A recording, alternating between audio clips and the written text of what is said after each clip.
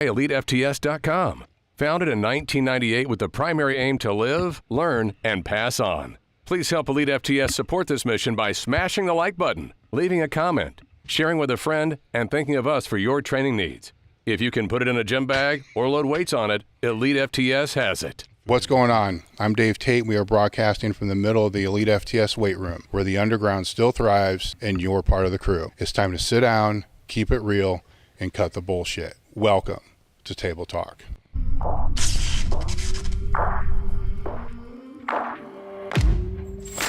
What's going on? This is Dave Tate, and this is episode 128. This is another full-length episode where my guests are going to be, or are not going to be, Naomi and Tom Sheppard. But before I get into that, I want to thank our sponsor of the show today, which is Big Ass Fans.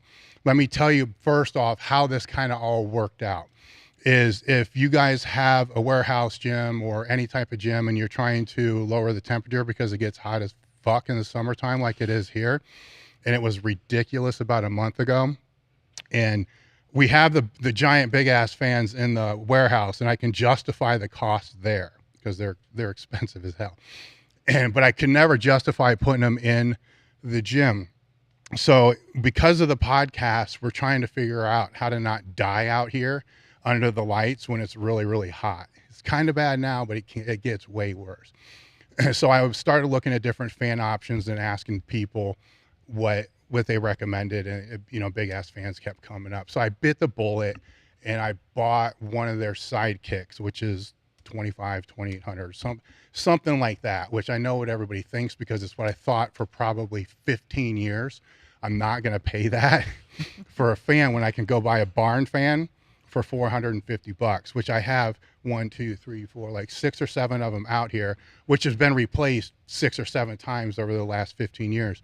And after plugging the sidekick in the first time, I was so pissed at myself. And this is such a sales pitch, but it's not a sales pitch. I was so pissed at myself because if I would have just bought the fucking thing 10 years ago, I wouldn't have had to spend $6,000 on all these broken fans. Like that one over there's broke, the one over there's broke, one of them's over there broke, that one's broke, and it's like, they're each like $400 or $500 a piece, just to replace them. So because of that, I wanted to buy another one. All right, so I reached out to them and said, hey, look, here's the deal. I'm going to let people know I fucked up and kept buying all these barn fans for 15 years when I should have just bought the sidekick, whatever it is. It's just the sidekick. I don't know the number. I should. I think there's only one of the sidekicks. It's not the turbo thing. It's one that's $2,500. And so we worked out a bit of a discount for me to get another one in exchange for what I'm doing right now, which is why I'm doing it right now. But I was going to do it anyhow because it's that big of a difference that I kick myself, because if I would, it makes a big fucking difference. And the other ones, I'm not even sure they actually helped. You're just trying to set them up kind of like in a pattern to be able to push air around the gym. But I think all it was doing was pushing hot air around. So they gave me a discount code to pass on to you guys, which is a weird one. So we're going to put it in the description. The discount code, you ready for this, is BSER5XC. And that will give you 5% off. The fan that I'm pimping out here, or selling, or whatever you want to say, recommending, is the sidekick. I can't speak about the other ones. In the warehouse, we do have the giant ones that are on the ceiling, and that makes a significant difference. Most people aren't going to be able to put those in their gym, but the sidekick would be something that I would definitely recommend. So that's bigassfans.com. The second sponsor, as always, is elitefts.com. I do a AMA. I try to do an AMA on my Instagram story every week. It's not every week, but I try to do it every week. And this last week, I was asked a question that was, what makes Elite FTS different than the competitors, or something along those lines? And my reply back to that, and it's still in my Instagram feed because I screenshotted it, put it as a feed post, was very simply, we are not the cheapest provider out there. I mean, everybody knows that. We're not the cheapest provider out there, but we care more than everybody else. And that word caring ends up being, it's a buzzword now, where it's being thrown out all over the place. And it kind of drives me nuts a little bit, because it's kind of like the word trust when you're speaking with business. Trust us. I've been in business for a year. Like, yeah, that makes sense. Caring's kind of the same way with me, because we got 25 years of putting out content, and I made some notes here real quick. It's when I look at the content over the almost 25 years, there's been 33,589 articles posted, 3,998 videos, 192 total podcasts, dozens of ebooks put out at no cost, dozens of full-length seminars that we posted for free online, close to 1 million Q&As answered on the website. Guys, that's millions of dollars spent on providing free content out there. If that doesn't say that we care about your training, nothing else does. So when you're talking about what makes us different than our competitors, we care, and not only do we care, we have the stats and the history to back up and prove it. Who else has that? So when I look at equipment and I look at bars, I don't see the shiny bar in the power rack for people to come over and have a barbecue and say, look at my bar. I see what that bar can do for somebody. I see what that bar can do and how it changes lives. And we'll talk about that a little bit later, but you know, training changes lives. So that's how I see it. That's the difference. I want to change people's lives through training and have validated it through this caring experience. And with the motto of live, learn, and pass on, this goes full circle, because with the products that we provide, that creates the revenue that drives the content. Without the revenue, there's not as much content. So that's the difference between Elite FTS and basically everybody else out there, because just pause for a minute and tell me somebody that's even close. They're not. So the mission's different. We care about PRs. With caring comes caring. If you really care, there's going to be tracks, scars, and PRs, right? That's just how it is, right? So we have the tracks that show it. We got the scars that show it. There's no doubt about that. And then the PRs to show it as well. So that's the difference between that. Now, when it comes to supporting the podcast, we have specific items and specific revenue streams that directly help support the podcast. The first one is the limited edition apparel, which we've had since season 2 began. We have the coffee that we brought in and sold out within the first day. So that's now stocked again. So we're restocked on the coffee. So go pick that up. You know, support the show with a cup of Joe, right? You know, you got to come up with these stupid fucking rhymes all the time to be able to do things. And then we just set up a subscription service with the podcast, which will be linked in the show notes and the descriptions wherever you're hearing this. Support the show. You know, it's join the crew is basically what it says. So in training, there's crews, right? You have these little crews, and that's what makes the difference.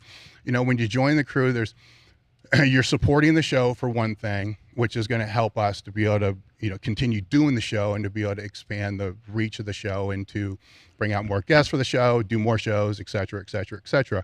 And then when you support the show, there's also, once we get 200, I think it is, once we get 200 people that join the crew, there are going to be extra shows just that will be posted for them, and, you know, articles and different content that we're going to put out just for that, for those crew members. So guys, you can find that in the description. You know, join the crew, support the show, buy some coffee, you know, do what you got to do. And all that aside, you know, now we're going to get on with the show. So I got Tom and Naomi Sheppard here. So we'll start with Naomi, right? Because you're currently, as we were talking last night, and I'll mess this up, the strongest total female. I mean, the strongest in the UK, regardless of male or female for coefficient. Is that right? Yeah. So by coefficient, I'm ranked number 1. And I also share the biggest female total, biggest female raw total with one other girl. So. And then how does that rank over? Because when we say overall currently, where does that put you? Worldwide. In the world. Well, yeah. So for male and female, I'm ranked number 18th of all time by coefficient across the whole world. Yes, and then just female. 14. Okay. Yeah. And then all time. That is all time. Okay, so that's all time. I don't know where I rank currently, because I'm not even sure how you look that up. I guess. Yeah, I guess you'd have to look to play with at, open powerlifting, yeah. but I just go to the main page, Raw and Wraps, and then if it's male and female, I'm 18, and if you cut the male out, I'm 14. So does that make a massive difference? Yeah. Women are currently ruling the top 20. Exactly. Tom, what's your background? Tell me a little bit about your history so people know as we continue moving forward. Yeah, absolutely. So I've been a competitive lifter myself, nowhere quite near the level of Naomi. So I've demoted myself to kind of cheerleader instead and carrying her trophies back. But my primary goal is to be a better coach. So that's what I'm focusing on now in my career. So I actually started coaching when at university, doing an S&C internship whilst I was doing my degree. I think his mic is cutting out. You good? Yeah, keep. So I was doing. No, I'm not hearing him at all on my headphones.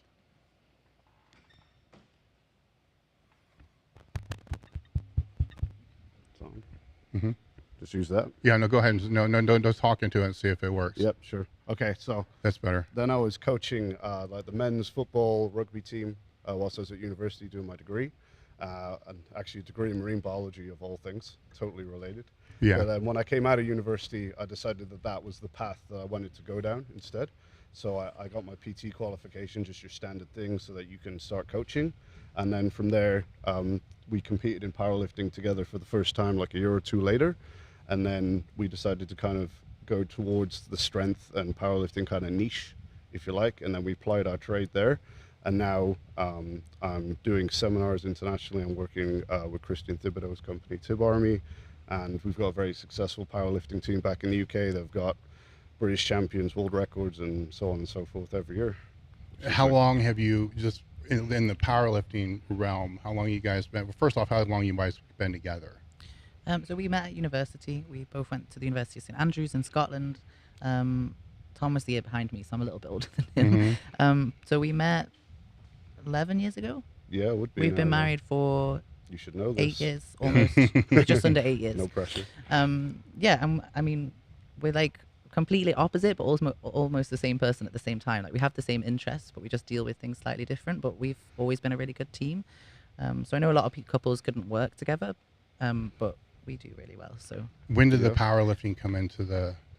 Just straight out of uni. So we've been together like 2 years, and we kind of put it off anyway because we've both been lifting quite a long time at that point anyway. But she graduated the year before me, and we wanted to wait until we could do our first powerlifting competition together. So then the next year when I graduated, then later on in that year was when we did our first powerlifting meet together. Yeah. And then it really just kind of gravitated from there, in that our clients went towards it because they saw us doing it. It was never really our intention to create a team as such. It just kind of became like a thing that people wanted to do because they saw what we were getting out of it and the enjoyment that we were getting from it, and people just started to naturally gravitate towards it, that we coached, and then it turned into a full-blown team.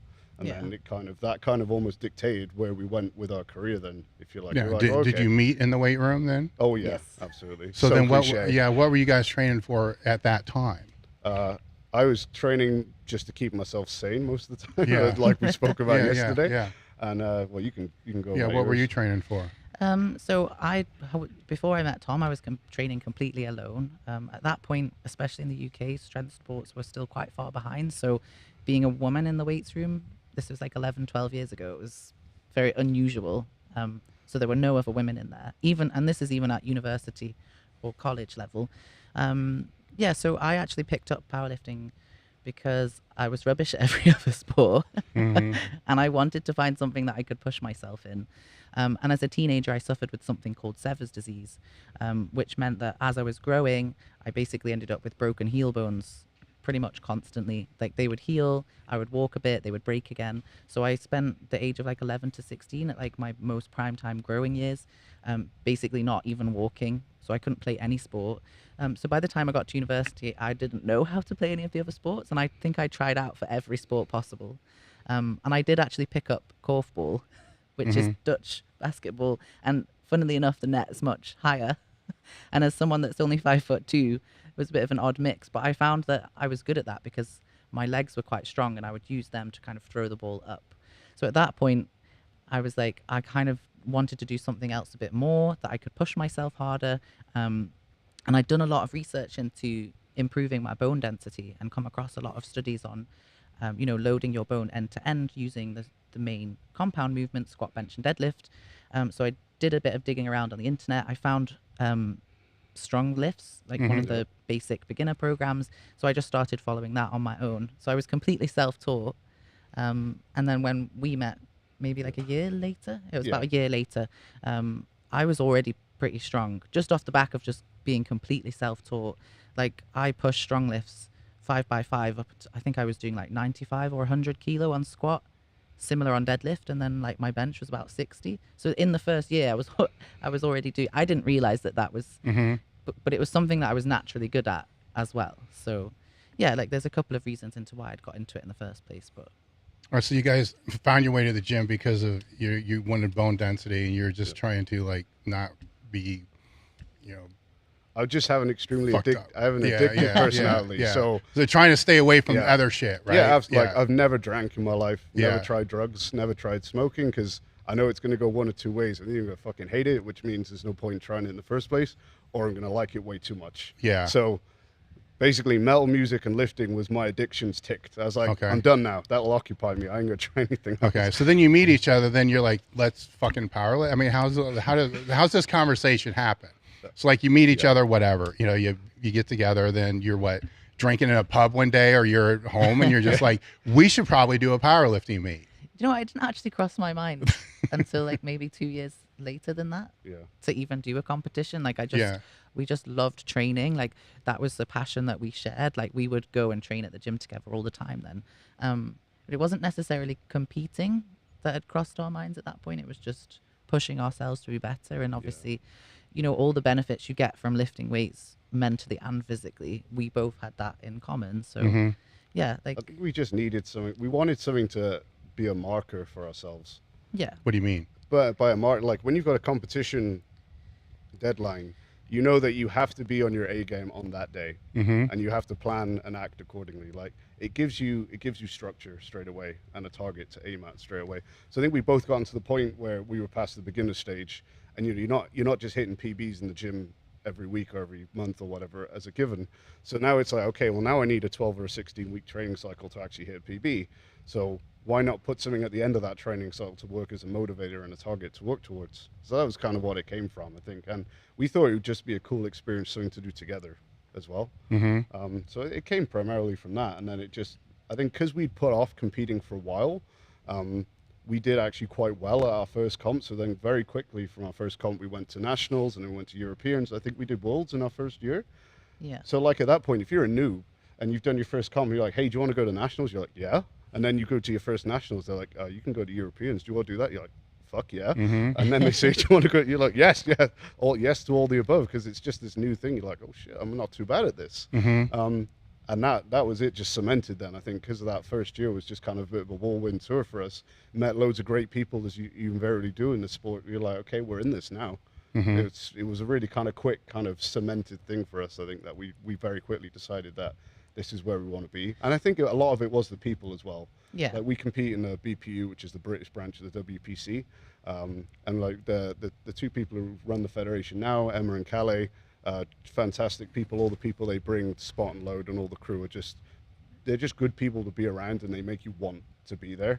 And that's why we don't send our lifters anywhere else now either, because it's just such a good environment to be in. And now every time I go to a comp to coach, I remember like why I do what I do to a degree, you know, like it can be a bit easy to kind of get it lost in the day to day, and then you go to competitions and you're in the environment, people hitting PRs on the platform, and then it all comes flooding back exactly why you do what you do, and you put in the graph that you do. I think part of it as well is just, you know, you were touching on like the community side of it. Like I feel like growing up, I was always like, didn't really fit in anywhere. And when I went to my first competition, obviously like I'd found powerlifting. I already loved it at that point anyway, but you meet so many people that you feel you have like a connection with, not even just because of the sport, but I think that community aspect is like definitely a big part of why we stayed with it. Yeah, definitely. I think the other part for me is I'm really competitive, so like, Yeah, so I place just it in love that. having something to test myself and push Yeah. myself, because it is scary putting yourself out there and making yourself accountable in front of lots of other people. Like it's much easier to push yourself in the gym and stay in like your comfort zone, but by going to competition, you're like proving yourself in front of lots of other people. So I thrive off of that, and I love like the competition and having other people to push me. So yeah, I've kind of just like, I never thought we would end up going as far as we have, but it's just sort of happened, and I wouldn't change a thing. No, certainly not. Yeah, I mean, at what point did you know with yourself and what you saw in her that, you know, oh shit, this can go next level, you know, because not everybody has that, you know. No, absolutely. Well, let me back that. Maybe they do, but it's not realized. Yeah, All right. absolutely. Okay. So, but at what point was that? Was there a certain meet or a certain number or something that it just clicked? I would say WPC Worlds in Florida for me, with your potential, was kind of where it was like, okay, this could be something big now, because you broke the squat world record and you had the heaviest squat, even though all the girls were wraps were on the other platforms, and you were out squatting them in naked knees. So I was like, okay, this is a big deal. Yeah, I'd probably say the same. I don't think there was ever a point where I was like, I think there was always part of me that was like, I am going to push this as far as I can. And I think you do kind of look at like what other people have done and think, well, if they can do that, why can't I? You know? But yeah, I'd probably say like 3 or 4 years ago, I kind of made the decision that like I was all in. This is something that I wanted to do absolutely everything in my power to see how far I could push myself. And yeah, like since then, because mentality is a huge part of it. Like something I've learned, especially recently, like it's obviously not always there. In my prep for this competition I've got next week, it's probably been the hardest mentally, but I think that's because I sort of had one foot out the door for a little while and I wasn't fully in. And that makes a massive difference into what you end up doing in the gym. So you have to be mentally all in or it's just not going to work. So yeah, I think I made that decision then and I haven't looked back since. Did you see a change in the community that you were talking about, right? Because when you go all in, you change, right? So you definitely change. So that's going to change your perspective, you know, of the community, but it's also going to change a lot of the community's perspective of you, right? So critics come, you know, as you get stronger. Yeah. Did you did you feel that change? And forget online. Just we're just like in meets when you're out and about with other lifters. Did that change or did that actually get better? I think there's like, I think when you're like really in the zone in a meet, I think now I notice that people probably avoid me, especially like back home. Like when we were coming out of lockdown, I'd obviously not competed in like almost 2 years. So I just wanted to do a meet. So I did like a local one. And I don't think I was like trying to be chatty, like warming up with the other girls, but I don't think anyone really wanted to speak to me probably. But I don't want to be put on a pedestal. Like just, I've just been doing it for longer and maybe I just take it a bit more seriously than other people.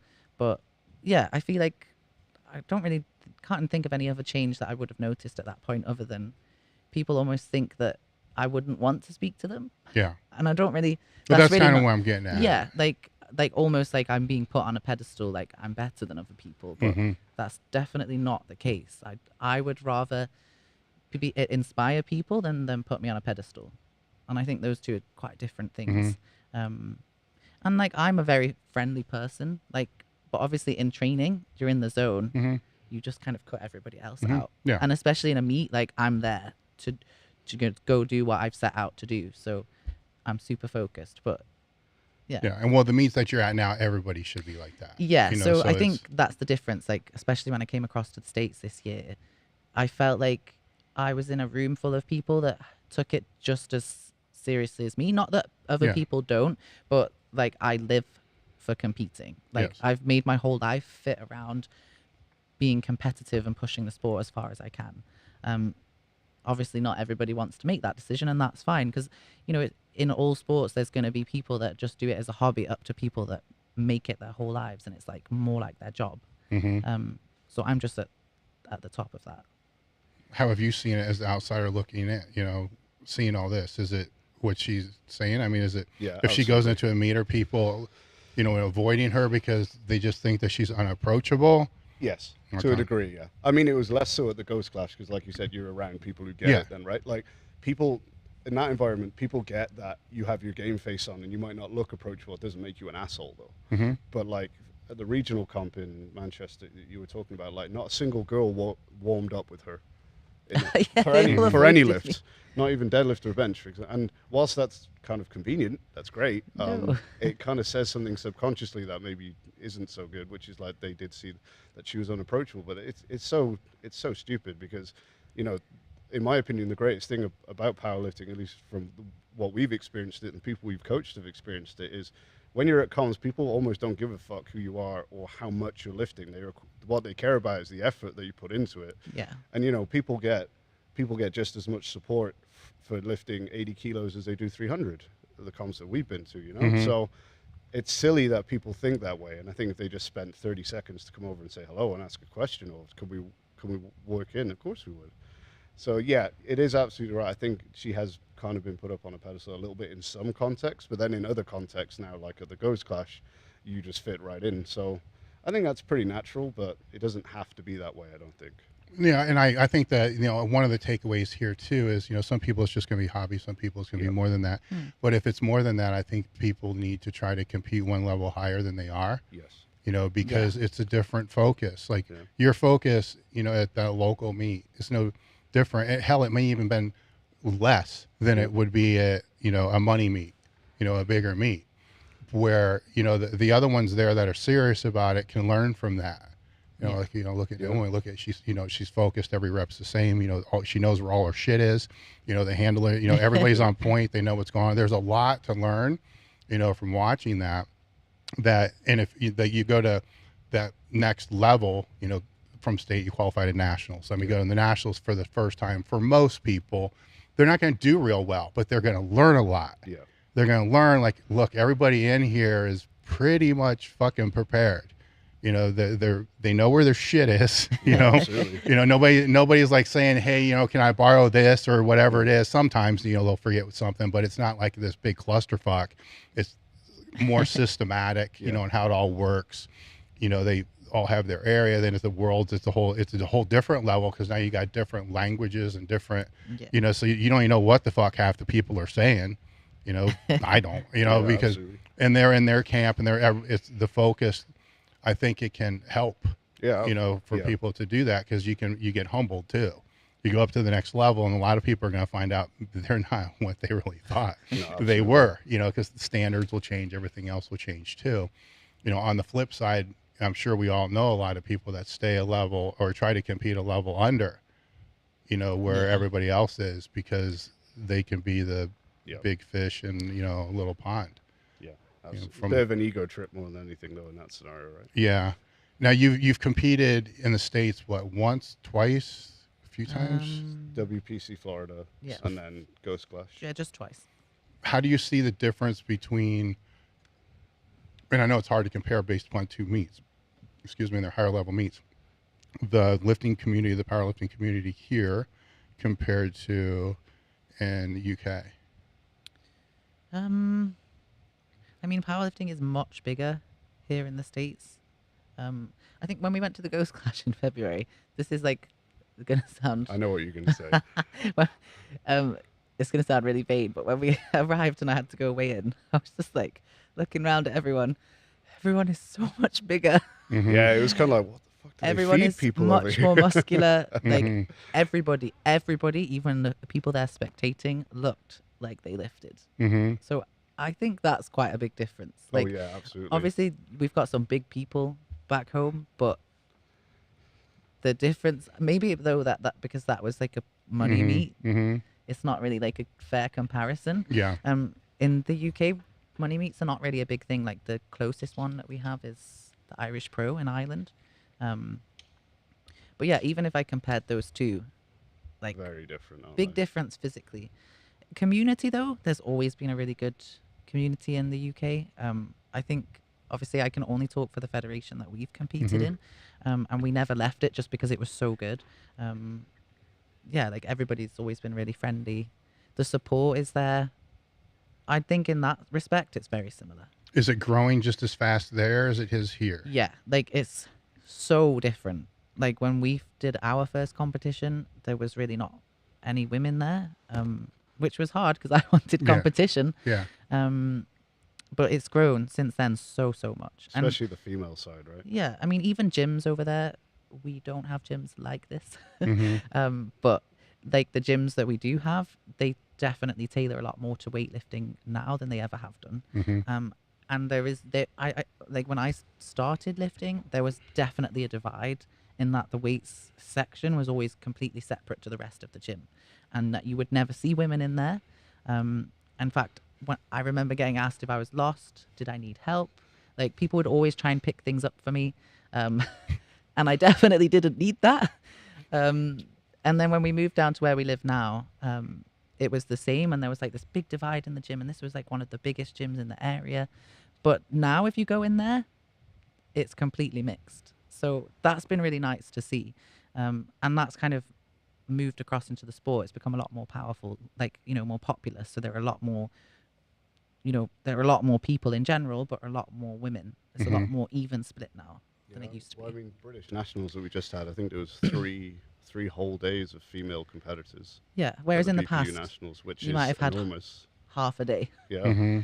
So, yeah, like And they were like packed solid days as well. They were big days. like I would always notice when we first started going to internationals, like our British team compared to the other teams, like there was definitely like less women. Just even like compared to like European countries. But now it's like I feel like we're always like one step behind on everything to the States. So I think that just matches in powerlifting too. Yeah. So yeah, maybe it'll catch up. Who knows? Maybe not. When did you decide to go into coaching this? How did that happen?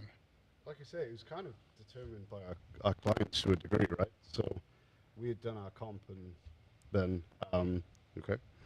we'd done our competitions, and our clients started to see what we were getting out of it and wanted to know what it was all about, and it just became a thing from there. And I got to be honest, like as a coach, coaching lifters at competitions is probably the most rewarding thing that I do. So then I knew that I really wanted to push it, because I find coaching at comp way more rewarding than doing anything myself, like 1,000 times over. Having a lifter hit a PB at a comp is much more rewarding than me hitting a PB at a comp. All right. So it was just like naturally a reward mechanism that just really made me push for it a lot more. Oh, good. I don't know. Is it good? Is it good? Keep talking. So so you had clients to begin with? Yeah. Right. So when did you start just training people? In what regard? Like specifically yes, for powerlifting? Well, just generally, and then for powerlifting. So, I mean, I was training people pretty soon after I just started lifting, like informally, if you like, because you get passionate for it, and you're training yourself. Like my older brother got me into it, and then I wanted to pass that on to my friends and things like that. So all the way through uni, like a lot of my uni friends would train with me, and I'd write their programs, and I'd write programs for other people and that kind of thing, like totally informally, just because I enjoyed doing it. And then as soon as I got out of university and got my PT certification, then obviously I started doing it professionally and properly from there. And so for now, it's been probably 10, 11 years kind of formally, and then probably another 3 or 4 before that. And I'd say it was probably about 2 or 3 years into coaching professionally, formally, however you want to put it, that we really started putting it towards powerlifting, if you like. Then Yeah, his mic is jacked up. I think it's the wire.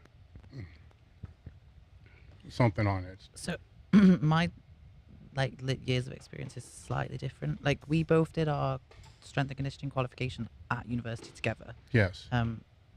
So like we were coaching the sports teams together. That's where we learned a lot of our initial coaching techniques. Yeah. But I left university, so I actually did, my main degree was in biochemistry, so I went into research, and I was doing that for like 4 or 5 years. But I was coaching on the side. Like we'd started running a powerlifting team, and I ended up like having such a split time that I was struggling to juggle everything. And there was like a point where I was like, I'm way more passionate about helping people physically. So I left research at that point and just completely changed my role. So then obviously working in a gym in the UK, you have to have a PT qualification. So I went and got that. And then we started working like a big commercial. Tom had already been there for like a couple of years, and I went and joined him at the same commercial gym.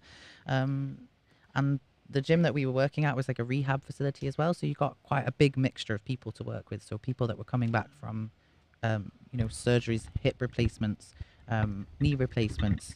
They've gone through chemotherapy. Like you had that, and then you also had Gen Pop. So general population, you're working with, 56-year-old Margaret or 17-year-old who's trying to get better for their sport. Like it was a big variety. But then obviously we always, like at that point, we were still running our powerlifting team. So it was like still very split. But I feel like over time, we've become a lot more specific in terms of like strength. I wouldn't call myself a powerlifting coach because I still work with a lot of general population who are getting stronger or, for different reasons. But I focus a lot of what I do on weightlifting specifically, and the powerlifts are kind of the core of that because they're the main compound movements. So whether you doesn't have to be back squat or bench press, but variations of those lifts kind of, I do that with pretty much everybody in some capacity. Okay. But yeah, I'd say like now, like I'm doing like a little bit more focus just on powerlifting and a little bit less work with general population just because I've put a lot more focus into competing.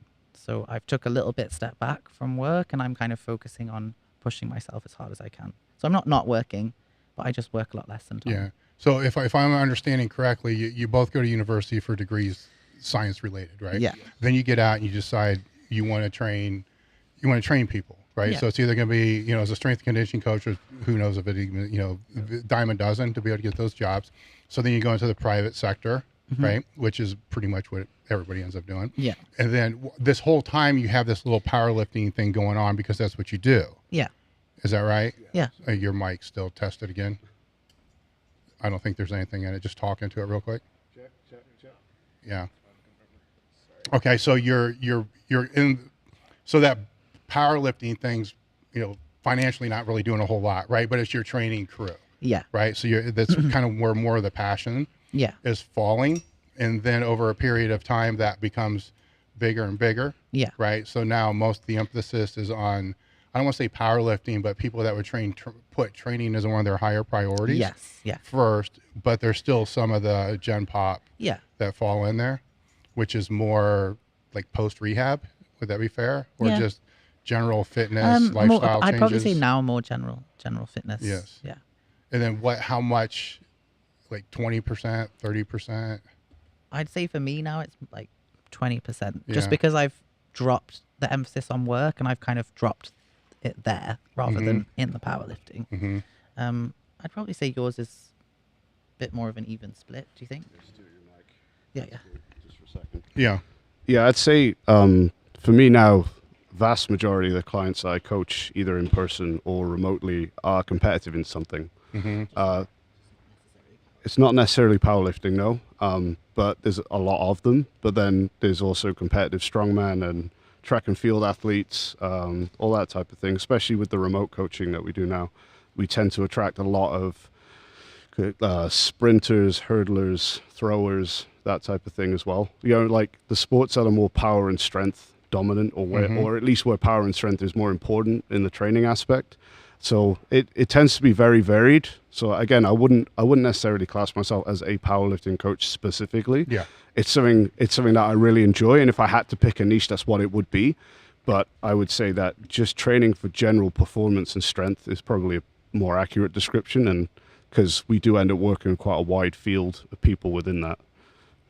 Yeah. Now, we were talking yesterday about the difference because you both got a lot of experience training people, in person, and over the past few years, obviously, more of that's moved online, with your online presence increasing as well, that moves more online as well. So what are some of the differences? Obviously, I mean, everybody knows, but what are some of the differences that, let me back this question up because everybody knows what the differences are. How have you navigated some of those differences and tried to circumvent, not having the nonverbal communication, not being able to see the technical aspects of every single rep, all those type of things?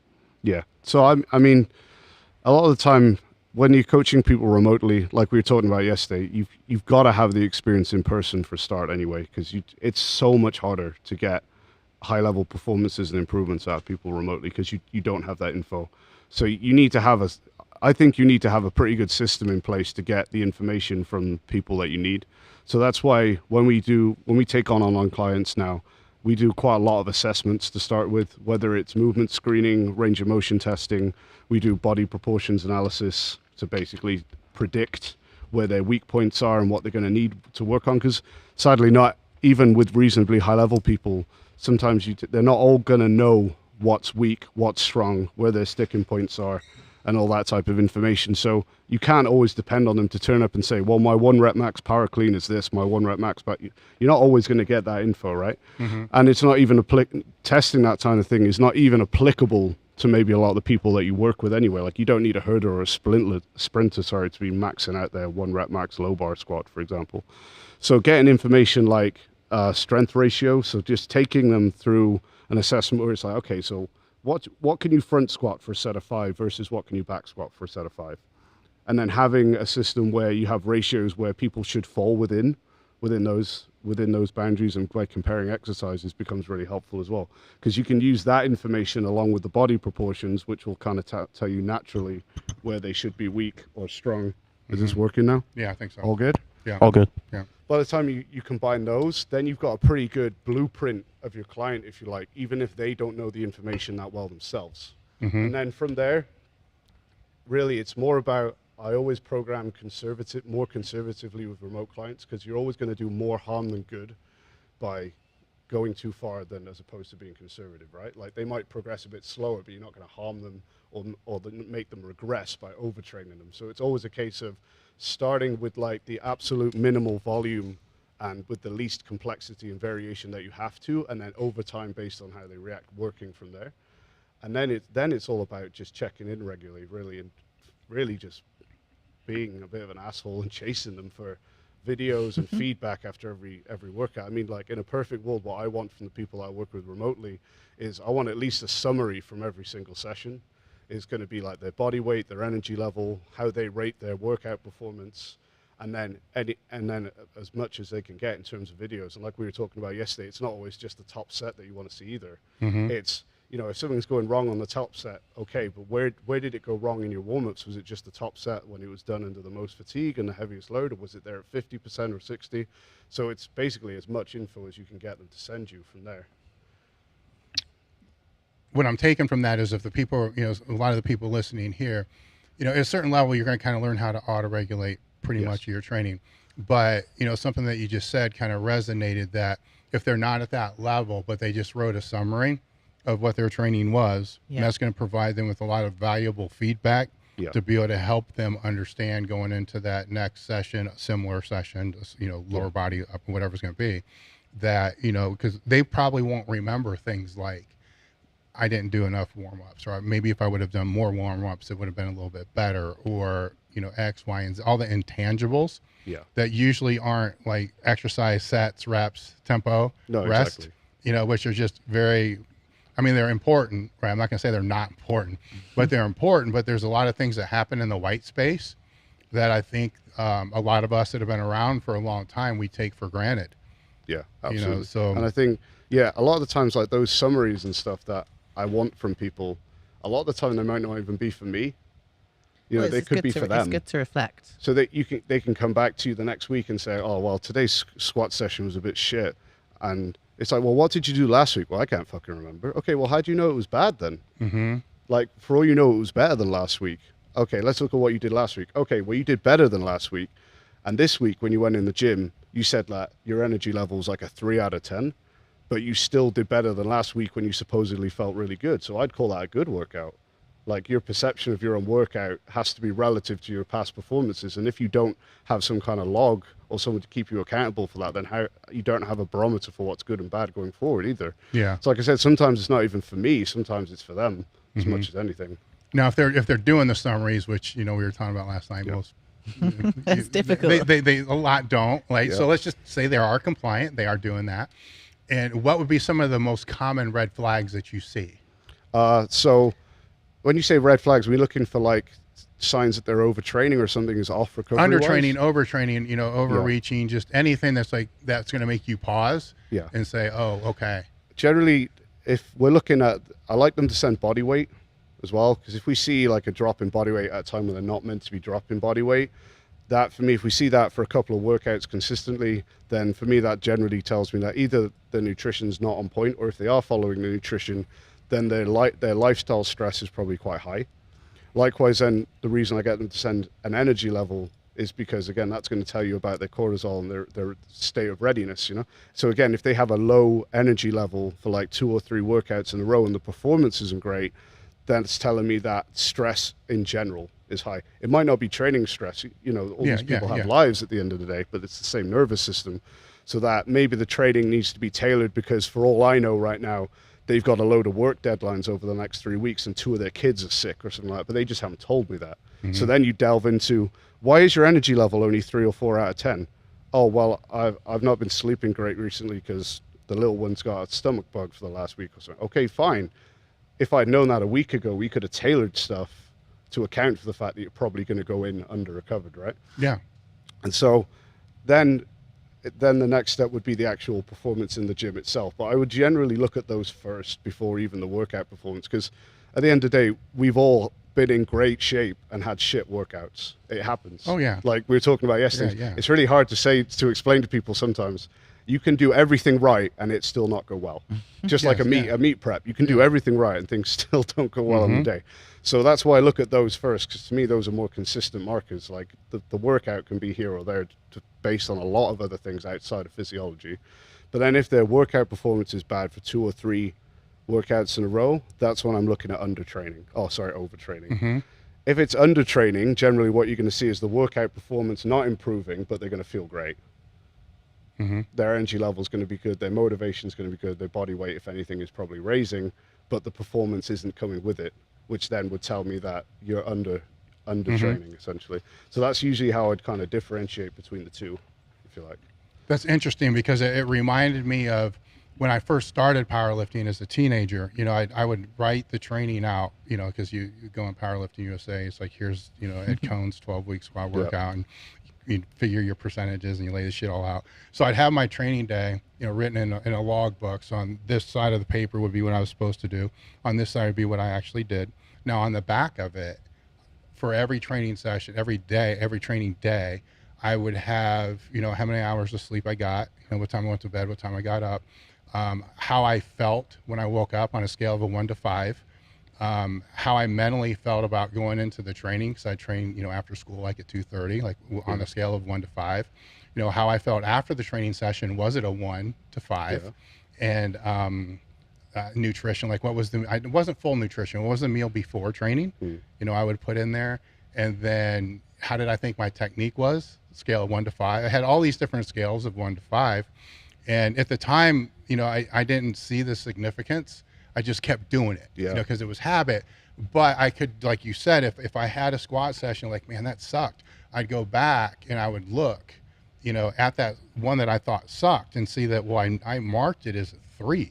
You know, because it does change how that next one, because you do that next one, you're looking at it and you're like, man, that felt like a 3, you know, and it's like, but that one day that 3 sucked in my brain. On the other day that 3, and I tried to keep it like 1 to 5 to make it easier, because I tried 1 to 10. And you're like, oh, gets a bit too what's gray. the difference between 2 and 3 and 4? Exactly. You know, and like you start rating them like 7.4 or exactly. And until you just said that, you know, I completely forgot about it, because that's like 5 years of my training. You know, every single day that was put into there, did I visualize, you know, all these, it was pretty much that whole half sheet, but it took me no time. No, it doesn't. So yeah, to your clients, this takes no time. No, it really doesn't. Just, but it's all really good qualitative Yes. markers that you can look at over time and just say, even if it's, again, just for their own benefit, like looking back in time, like, why is my energy always a 2 out of 5? What am I not, like, that's not normal, right? Like you need to make them realize that these things are important for their performance, but also it makes them reassess what they're doing in the day-to-day and the 22, 23 hours of the day outside the gym, which we know is really where the progress is made, right? Exactly. Like the training's the easy bit. The point is, it makes them start to think, when you start making them log sleep, energy levels, nutrition, like you were, then all of a sudden they start thinking, okay, well, all this stuff these are tangibles I can control, and they're things that actually have a meaningful effect on my performance when I do them well. You know, so then you start saying, well, look back at last week, you know, you were getting 8-9 hours of sleep a night because your kid wasn't sick, to use the previous example, and all your workouts were fantastic. So maybe that's what you need to prioritize going forward. Obviously, you can't do anything about your kid being sick, but maybe you shouldn't stay up on Facebook till 1 a.m. or watching Netflix to work, because you've got the data right there. You told me that your workouts suck when you get 5 or 6 hours of sleep. I didn't do anything. You told me that. Yeah. And it's just, I think it's a very useful tool, not only to help bridge that gap when you're coaching people online, but it helps teach you more about their life, their lifestyle that you don't see outside the gym as well, which is why it's just as relevant for people that you coach in person, I think, as well. Well, the other thing too is that the indicators that you were talking about is allowing you to see things they may not tell you about. Yeah. You know, or they don't even think it's relevant. Yeah. So you see that, then you can assume, you know, shit outside the gym. And so they're not going to write, you know, look, my kid was sick, and you know, most of the times they won't write that. Or I've been in a fight with my significant other, and it's been a pain in the ass for the last 2 weeks. You know, they may or may not tell you, but you can see, you know, that trend.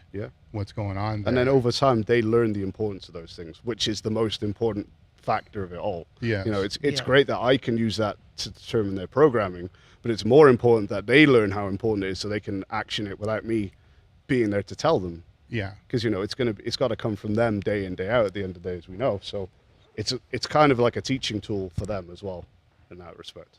And so that's like at a lower level, right? So this all plays into, all that to me plays into recovery, right? You got to have the stimulus, you got to have the recovery, then you have to have the result. You know, so then when it comes to your training, you know, how do you even track these things, or are you just on autopilot? No, this is off, this is off. How do you go about managing that yourself? I mean, I definitely now put way more effort and thought into recovery side of things than the actual training. I think because I've been training for so long, it's just, I know what I need to do. I go in the gym and I do it, and it's just like, and I love it. I don't love the recovery side, but it is so important. And every training session I do, how well I'm going to do is based on what I've done leading up to that. Especially when I'm prepping for a meet, I only train every 4 days. So what do I do on those other 3 days? That's way more time than when I actually spend in the gym. So, like, you know, I track everything. My nutrition is all dialed in. Everything is weighed out. You know, I use massage, hot baths. I even have like a bin in my garden that I use as a cold the wheelie bin. It's like a homemade cold hot therapy. So I'll run a bath and then I'll fill a bin with ice and water outside. And so, and then obviously like lots of mobility work. I mean, all this stuff takes up way more time and effort because it isn't as enjoyable than the actual training, but it makes such a big difference. The stronger I've got, the more important that stuff has become. I think obviously sleep and nutrition is like, for me, I've kind of had that dialed in for years. Like it's like, I don't even think about it. Like I get 9 or 10 hours sleep a night, every night. If I get even one bad night's sleep, and what I consider a bad night's sleep is like 8 hours. Most people would call that a really good night's sleep, but I notice the difference when it comes to my training and how my body's recovered.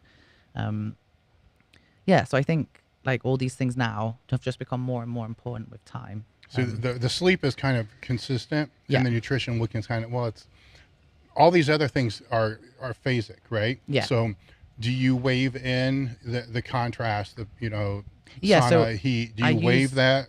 I use heat pretty much all year round.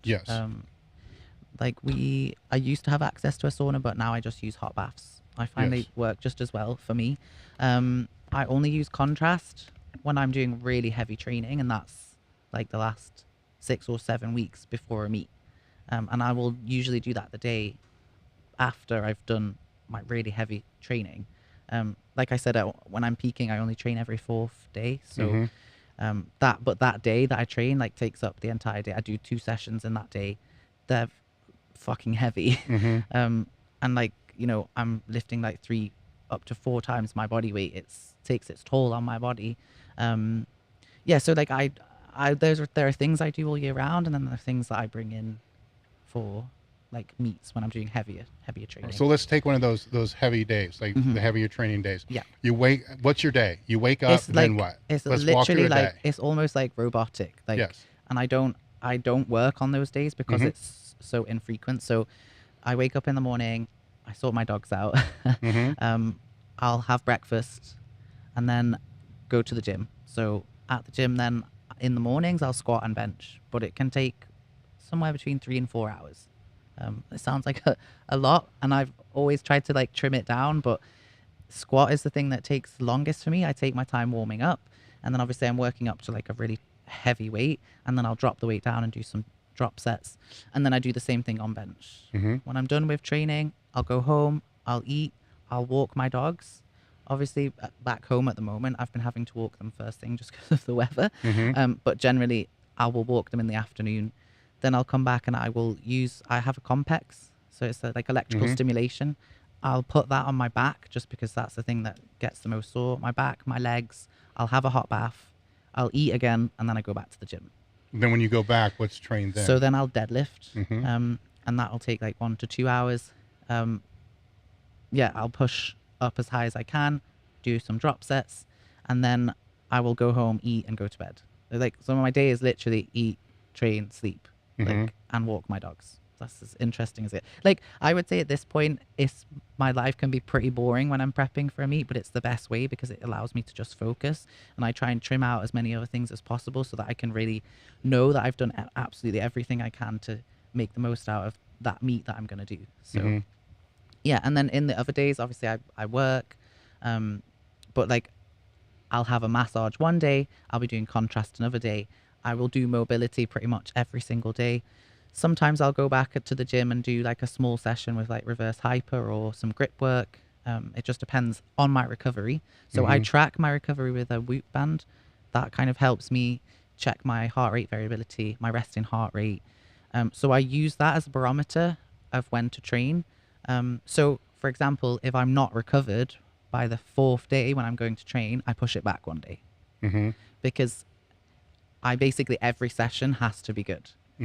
I can't go in the gym and have a really bad session. Obviously, like, we all have them, but when I'm in meet prep, I'll do absolutely everything I can to make sure every session matters. I think it's different now just because there are so few of them.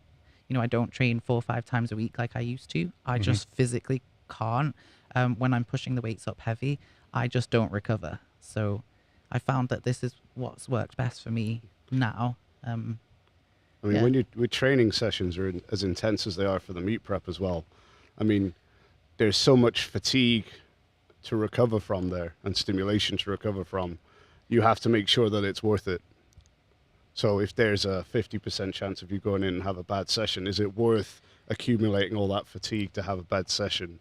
Or is it better to push it back one day and have a 90% chance of, because you're going to pay a big cost for that training session, right? So it's better to just put yourself in the best place, knowing that that fatigue that you accumulate is actually going to reap some benefits as opposed to maybe having a bad session where it doesn't.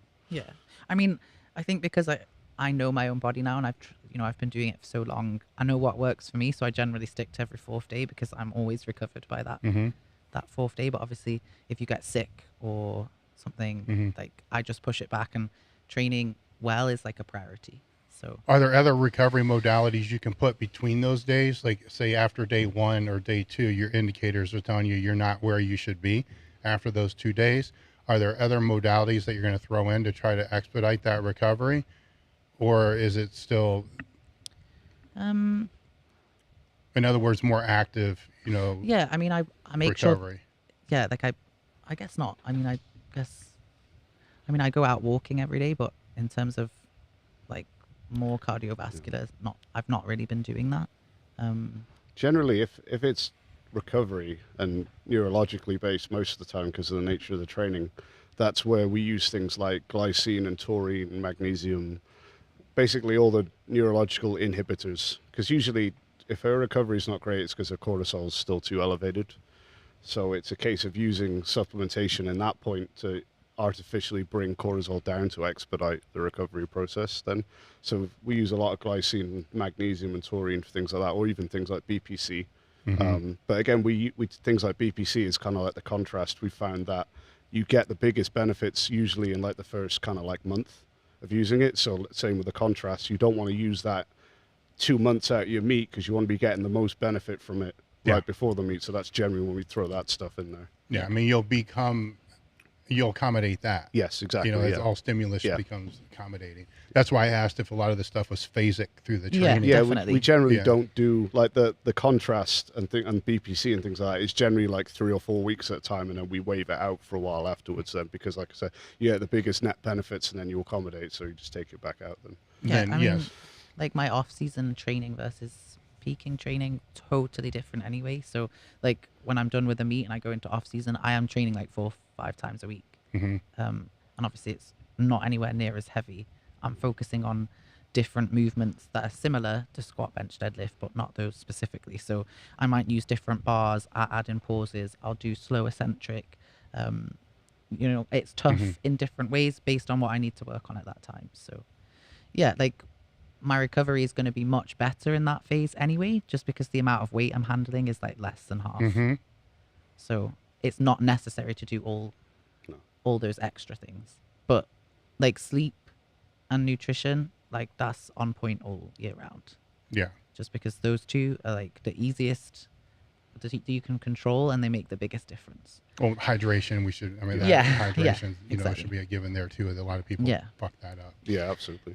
Yeah, and then like I said, I use like hot baths. I pretty much have one every day, and I do that all year round.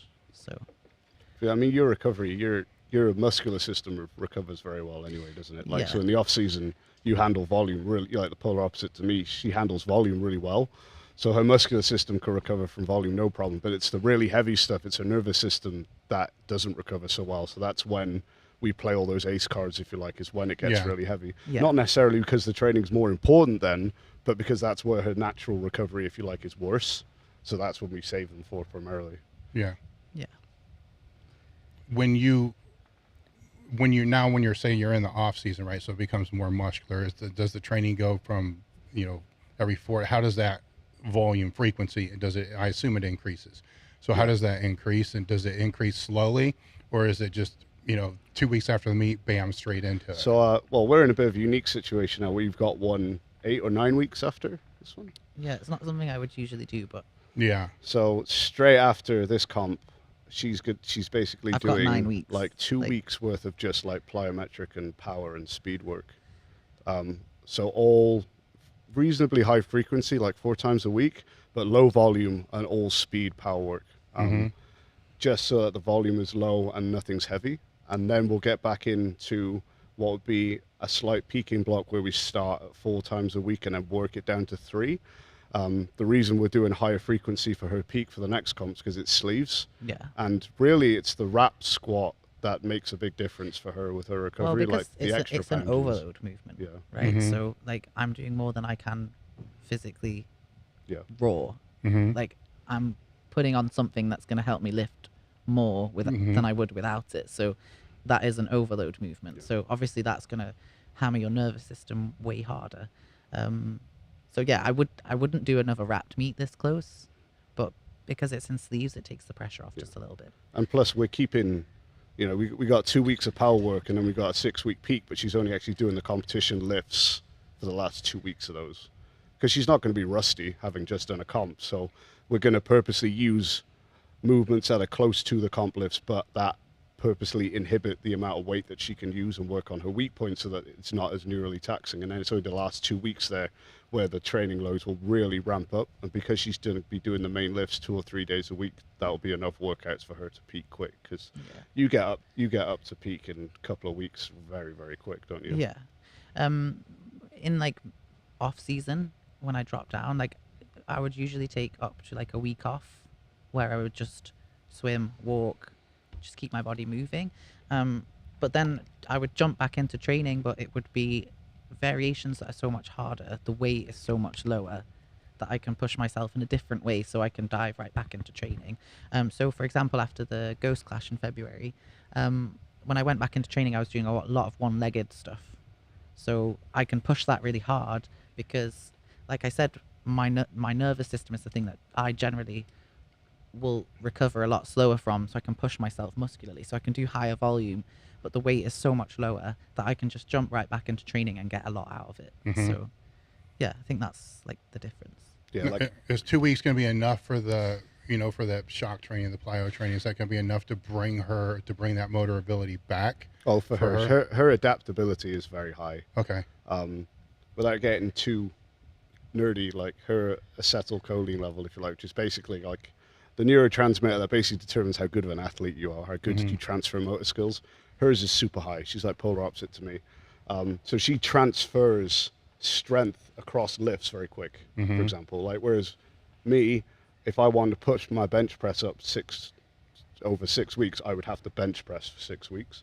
She can do variations for 4 or 5 weeks and then instantly carry that new muscle tissue or new strength over to the competition lift.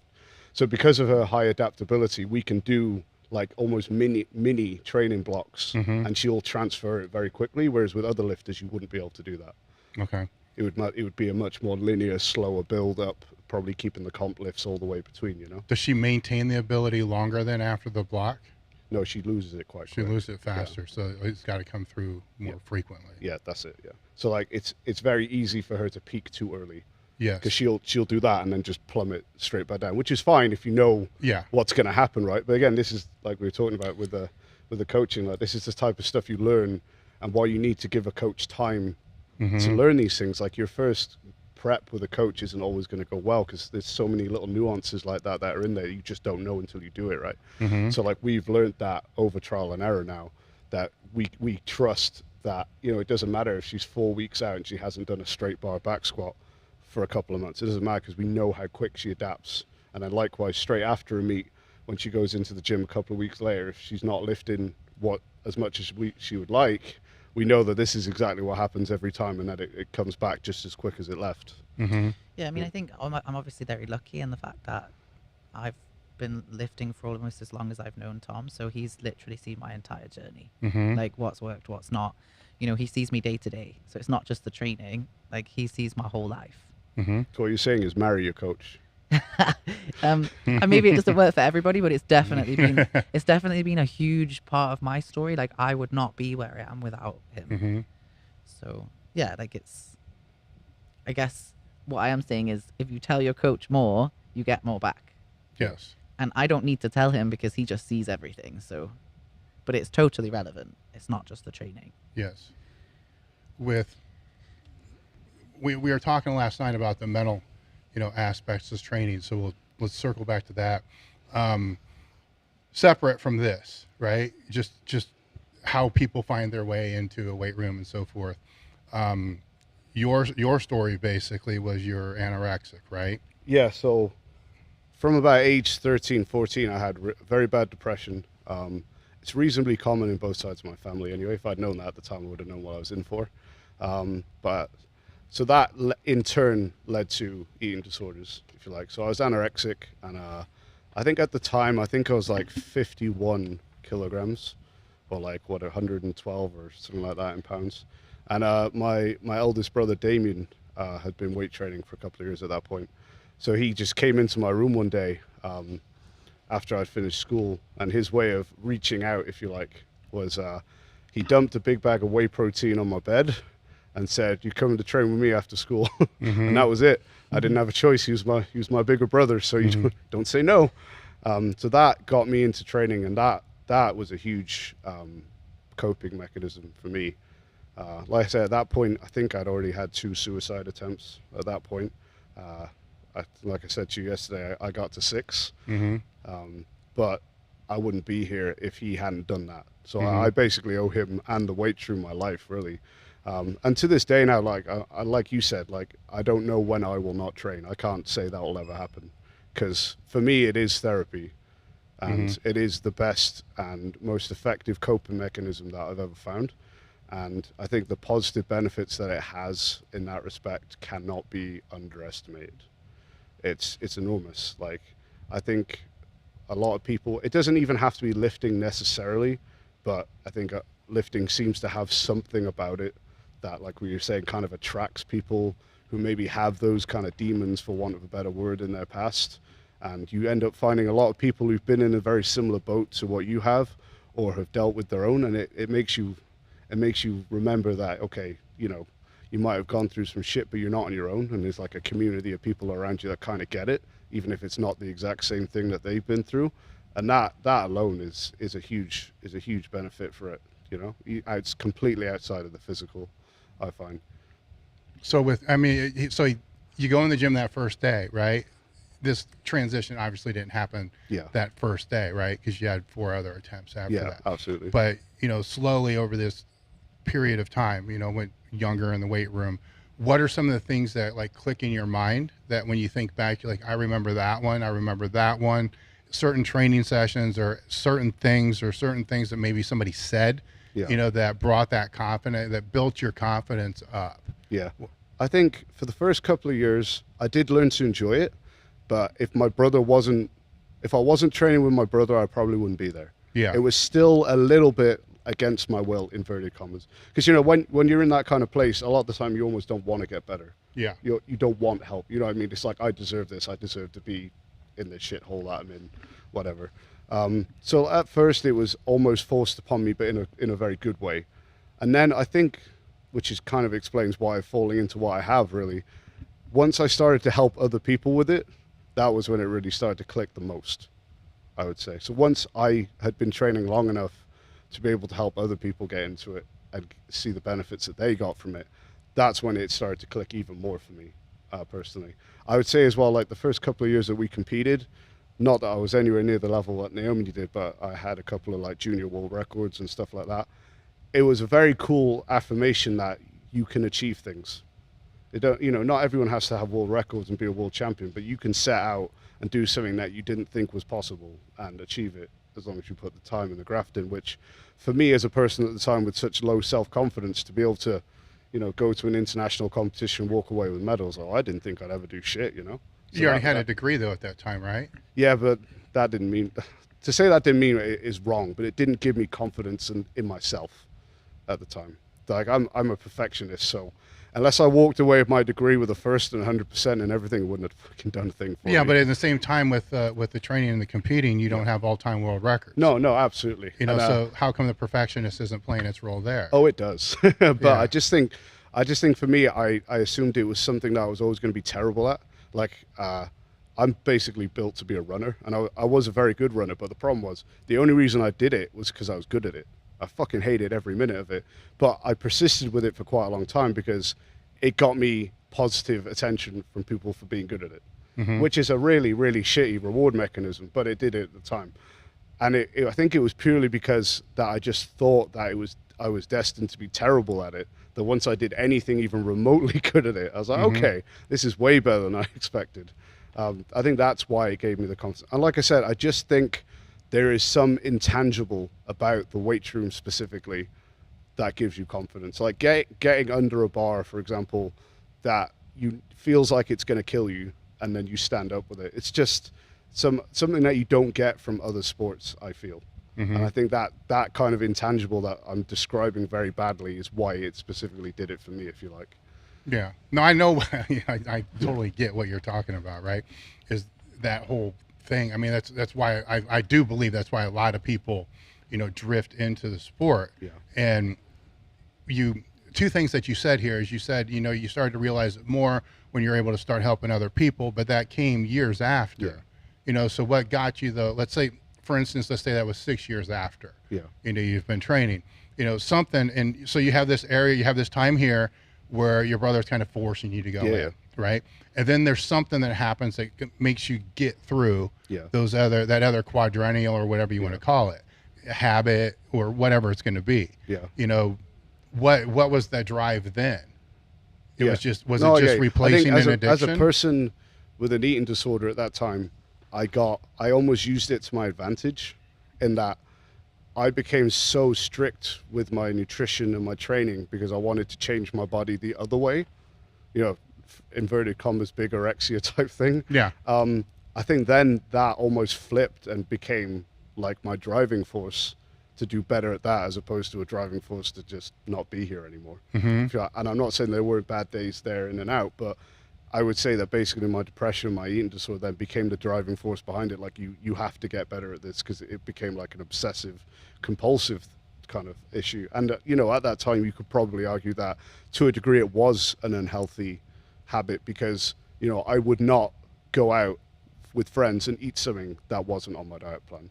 under any circumstance. I wouldn't eat something that someone else had cooked for me at that point, because I didn't physically weigh it out and cook it myself. You know, so it really did flip, and it became like that became the all-encompassing part of my mindset then.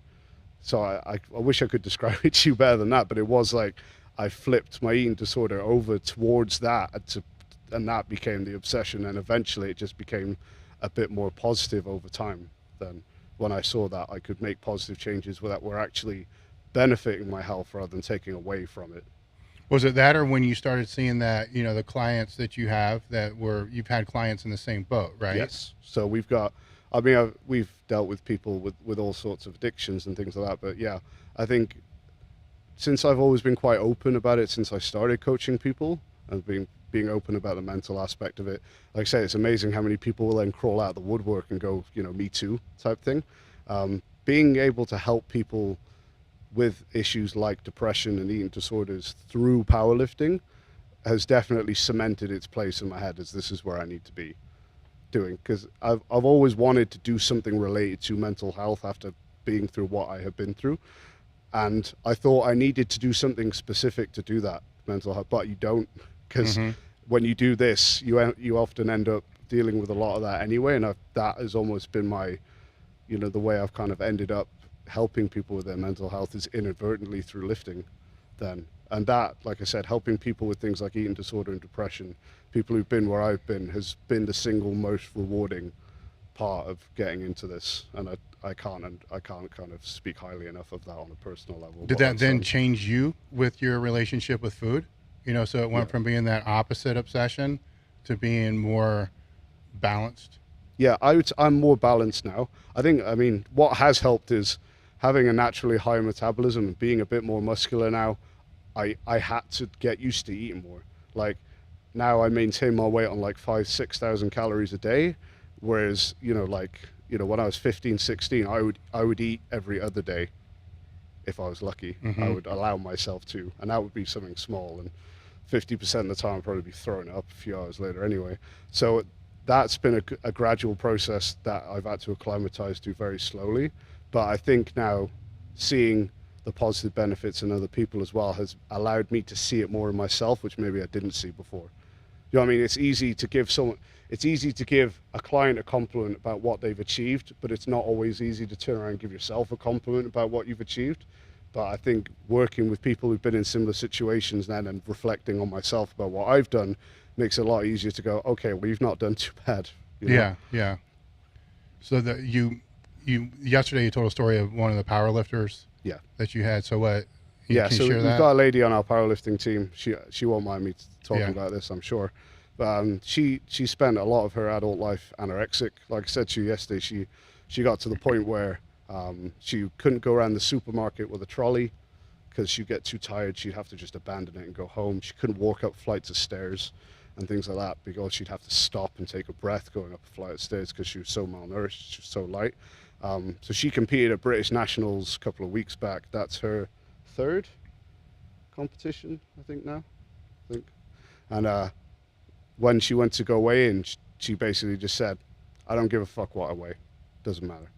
And that is like the biggest fucking victory I will ever get. You know, I know that sounds selfish because it's her victory, really. But for me, on a personal level, that means so much. Like, she could have gone and fucking bombed, and I would not have given a fuck. Like, for her to turn up with that attitude and just stand on the scale, which I know for her is something that is fucking incredibly daunting and terrifying not too long ago, and just to say, I don't give a fuck what it is, I'm coming here to do a job. That's a huge win. And that, like I said, you can't praise that highly enough. And you also can't praise like the weight room, if you like, enough for doing that type of thing to people on a regular basis, I'm sure. So yeah, I said that to me just cements what I do and why I do it. Yeah, I mean, without your journey, she's not doing that. No, well, she came to me because we actually did, at the commercial gym we were working at, we actually did like a mental health awareness day, and I gave a talk, if you like, for want of a better term, about what I had been through. And that's when she approached me, because she wanted to work with me because of that, because I got it, you know. And at first, yeah, she was still in a bad place with food and things like that, but slowly over time we've made progress and gotten her eating more and more. but she's also become less regimented, which actually in her scenario is a good thing, you know, because she was over regimented before, and now she's in a very good place, you know, and she's been through some rough times recently, but she's come through it and done extremely well, and she's one of the strongest people mentally that we'll probably ever meet. Yeah, I mean, I was going to say, like, the good thing about her specifically in her lifting is that, like, she will, if you tell her to do something, she will get it done. Like, she could do a set of 5, the first one looks tough, and I'd be like, whoa. But, like, each one would look the same, and she'll still get all 5. Like, she would never give up on a weight. Yeah, she would grind it out. The first time I think you did a session for her and covered for me, I had to give her a warning. I was like, when you coach her, when she does rep 1 of 5, it looks like she's going to die, but don't worry. She's going to be absolutely fine. And it is literally just pure grit and determination. Yeah. It's incredible. But like I said, that can be, you know, when you coach people who've been through that type of thing, that can be the silver lining that people come out with, you know, is that when you've been through something like that, grinding out a set of squats isn't that hard. Yeah. You know, relative. You know, when you've been right down at rock bottom, doing a really fucking hard squat or deadlift workout, okay, it's tough at the moment, but it doesn't touch the sides compared to what you've been through, you know. And if anything, it makes you just like, you know, now when people ask me why I train, it's like, well, because I can. It doesn't have to be any more like, I shouldn't be here realistically, but I am. I'm lucky enough to still be here, and I get to go in a weight room and push myself really hard. There's a lot of people out there that don't have that. You know, it might be financial, it might be medical reasons, whatever, but there's a whole lot of fucking people out there who would give a lot to be able to go in a gym like this and be able to do a really hard workout and walk out exhausted, right? But they can't. So this is a gift that we get, and I'm never taking that thing for granted again, quite frankly. So as an outsider looking in on all this, how do you interpret and see what's going on? I mean, when we first met, he was in like a really tough place still, and I like saw that pretty much straight away. I think he was really good at like hiding himself from the rest of the world, that he was like fine and there was absolutely nothing wrong, and like he's always kind of shown on the outside with his piercings and tattoos, like he is different. And I always just encouraged him to be exactly who he wanted to be. Unfortunately, at the time, a lot of the other people around him, friends, his family's always been supportive, but specifically like other friends at the time, you know, were telling him not to do things, be a certain way, like people won't like that, that's weird, blah, blah, blah. But I always just encouraged him to be exactly who he wanted to be, because what's the point otherwise? You know, we're not all meant to be the same. We're all different people. So for him, like he expresses that on the outside, and I always just encouraged that if that made him more confident about himself. Yeah, so I think, yeah, like I've always been behind him and supporting him no matter what he wants to do. Yeah, so I think like he's obviously benefited from that, I suppose. I hope Yes. so. Oh yeah. Yes, No, I'm here. I'm just saying, aren't I? have you seen, you know, him change even more so? Yeah, you for know, sure, after because- training those other people that are going through the same road. Absolutely. Like he's got more of a, I feel like he in himself, he's almost got more of a purpose now, and for him that's like validation that he's doing something good. Like he's getting a lot back from that. So yeah, definitely. That's probably how I should have summed it up, to Yeah. be honest. I Like, feel like it has given me a purpose, Yeah. which before I didn't have. Definitely. So yeah, that's probably what I should have said rather than ranting for 10 minutes. So thank you. his confidence is way better now, especially since he's been presenting and putting himself out there. I feel like I've always been the one trying to convince him that he is good at what he does, because he puts more than 100% of himself into it. He is like a workhorse. Like he'll work every single hour of the day to be better, but he's the hardest person on himself, being a perfectionist. So I've always been the one telling him, like, you're doing a great job. Like, but I feel like he's starting to believe that about himself a bit more now, which is really nice to see. You make it, right? Yeah. Yeah. Yeah. Well, it comes with the more people that you can help. Yes. Exactly. Right. The bigger you reach, the more people you can help. Absolutely. You know, the more you're going to feel like you have that purpose. Yeah. You know, the more you can live. Yeah, absolutely. And I think now, like doing the seminars with Christian Thibodeau, things like that, it's very cool to go and do, because my initial thought is always like, why the hell do people want to hear what I got to say, you know? But then the feedback you get afterwards, you know, it could be weeks later or whatever, but when you get feedback, and you know, you'll know exactly what I'm talking about here, where you know, people reach out weeks later and go, yeah, what you went through, X, Y, and Z, I've been using that, and that's been a game changer. Thank you. It's like, again, it cements that purpose. You know, I know it's a bit of a different thing, but to know that I can go out there and help people do what I do to a better degree, again, just lets me know all again that I'm doing the right thing with my life, and it makes me feel better about being here. I feel like. Mm-hmm. With, I'm like, why? So why did you start training? Right. So let's go all the way back there. I'm from quite a big family. Yeah. So I've got 9 siblings. Each one of them is very successful at what they've done. Mm-hmm. So I think I've always been very competitive. And I think growing up, I was one of the quieter children. So I always kind of felt like I had to prove myself a little bit, I guess. I feel like we've all got middle child syndrome. Yeah. Right? Well, but you've all got, of you are, other than the first and last one, really. like, you've got 9 other people there to compete with validation from your parents. Because as a child, that's what you look for. You do something and you go, was that good? Mm-hmm. So my parents, I had the best childhood, and my parents never pushed us to do anything. They taught us to be very self-sufficient, and you get what you work for. The competitiveness and being pushed came from my siblings, not directly. It was like an indirect thing. Like, we're all looking for that validation. So we all push ourselves to be the best at whatever we do. Mm-hmm. And so I feel like that's been a big part of me as a person. When I was a teenager, I went through this Sever's disease. I think I mentioned it earlier. And it basically made me inactive for about 6-7 years. Mm-hmm. And that was the most frustrating time because physically I couldn't really do anything. When I came out of that, I'd missed a lot of school. So my focus was just to bring up my education and get myself to university. So by the time I got to university, I'd pretty much not played sports since I was about 10, right? So the most I would do was walk. Mm-hmm. And even that was very difficult in that period.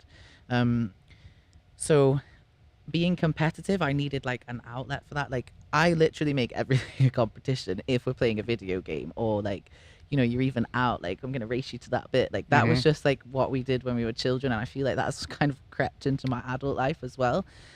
So I had tried out for like lots of different sports when I was at university, and I was like terrible because I didn't really even know the rules to a lot of sports. And I wanted to be competitive in something. So I tried out for all these different things. I dabbled in a couple of different sports. And then kind of in the same time frame, I'd been doing a lot of research about improving my bone density so that I didn't have problems later in life. Because the disorder I had was genetic, I'd seen a couple of my uncles really struggle. They couldn't even walk up ladders at older age because, you know, they'd not looked after themselves after going through that. But there wasn't really a lot of information about it. So I did a lot of specific research into bone density, found that, you know, the compound list specifically, if you load a bone end to end, that improves the bone density. So I kind of went at it for that. And then I found that, like, I was just getting constant feedback that whatever work I put in, the weights would go up. And I feel like I got validation from that myself. And I really loved that. Like, the harder I worked, the more I got. I worked even harder, I would get more. And I feel like you can kind of translate what you learn in the weights room to pretty much anything in life. You just get direct feedback, and the weights don't lie. Like, you know, the weight goes up, or, you know, like, there's no other way around it. So, well, it's still your responsibility. Yeah. No matter what, you know. Exactly. So, yeah, I feel like I just kind of got hooked on it. I think the fact that I'm probably genetically naturally built to be a good lifter, like, I'm sure I've got shorter limbs, specifically squat. I've always been really good at it. I feel like that's probably pushed me as well, because you get like good feedback from being good at something. But then really the root of it is that I'm competitive, and I think that's why I love competing now, not just the training. Like, I love the training, but I love competing and pushing myself. And like, when I first started lifting, I actually set myself, like, I remember writing down in my journal, like, I wrote everything down, I tracked everything, And I remember writing down like my lifetime goals were like 120 kilo squat, a 60 kilo bench, and 120, I think it was 120 kilo deadlift as well, because they were always very similar for me. And I reached those within the first like year and a half. And I was like, well, those were terrible lifetime Guess I goals. die now then. Yeah. So yeah, and then obviously there wasn't really social media at that point. Like there was Facebook, but no one was really putting that on there. So I was like looking around online, trying to learn as much as I could. You know, so obviously I've used like women in the sport, other women in the sport as inspiration. But then at that point, like I knew that I was capable of way more than whatever ceiling I gave myself. So like this is something I've always done, is I aim much higher than people think is possible around me. Like I remember like even just a few years into lifting, I'd set like these, you know, big goals, and even my training partners would like laugh at me, like, you're aiming too high, blah blah blah. But like that works for me. Like I always aim above, even beyond what I think is possible, and I love that I always get there.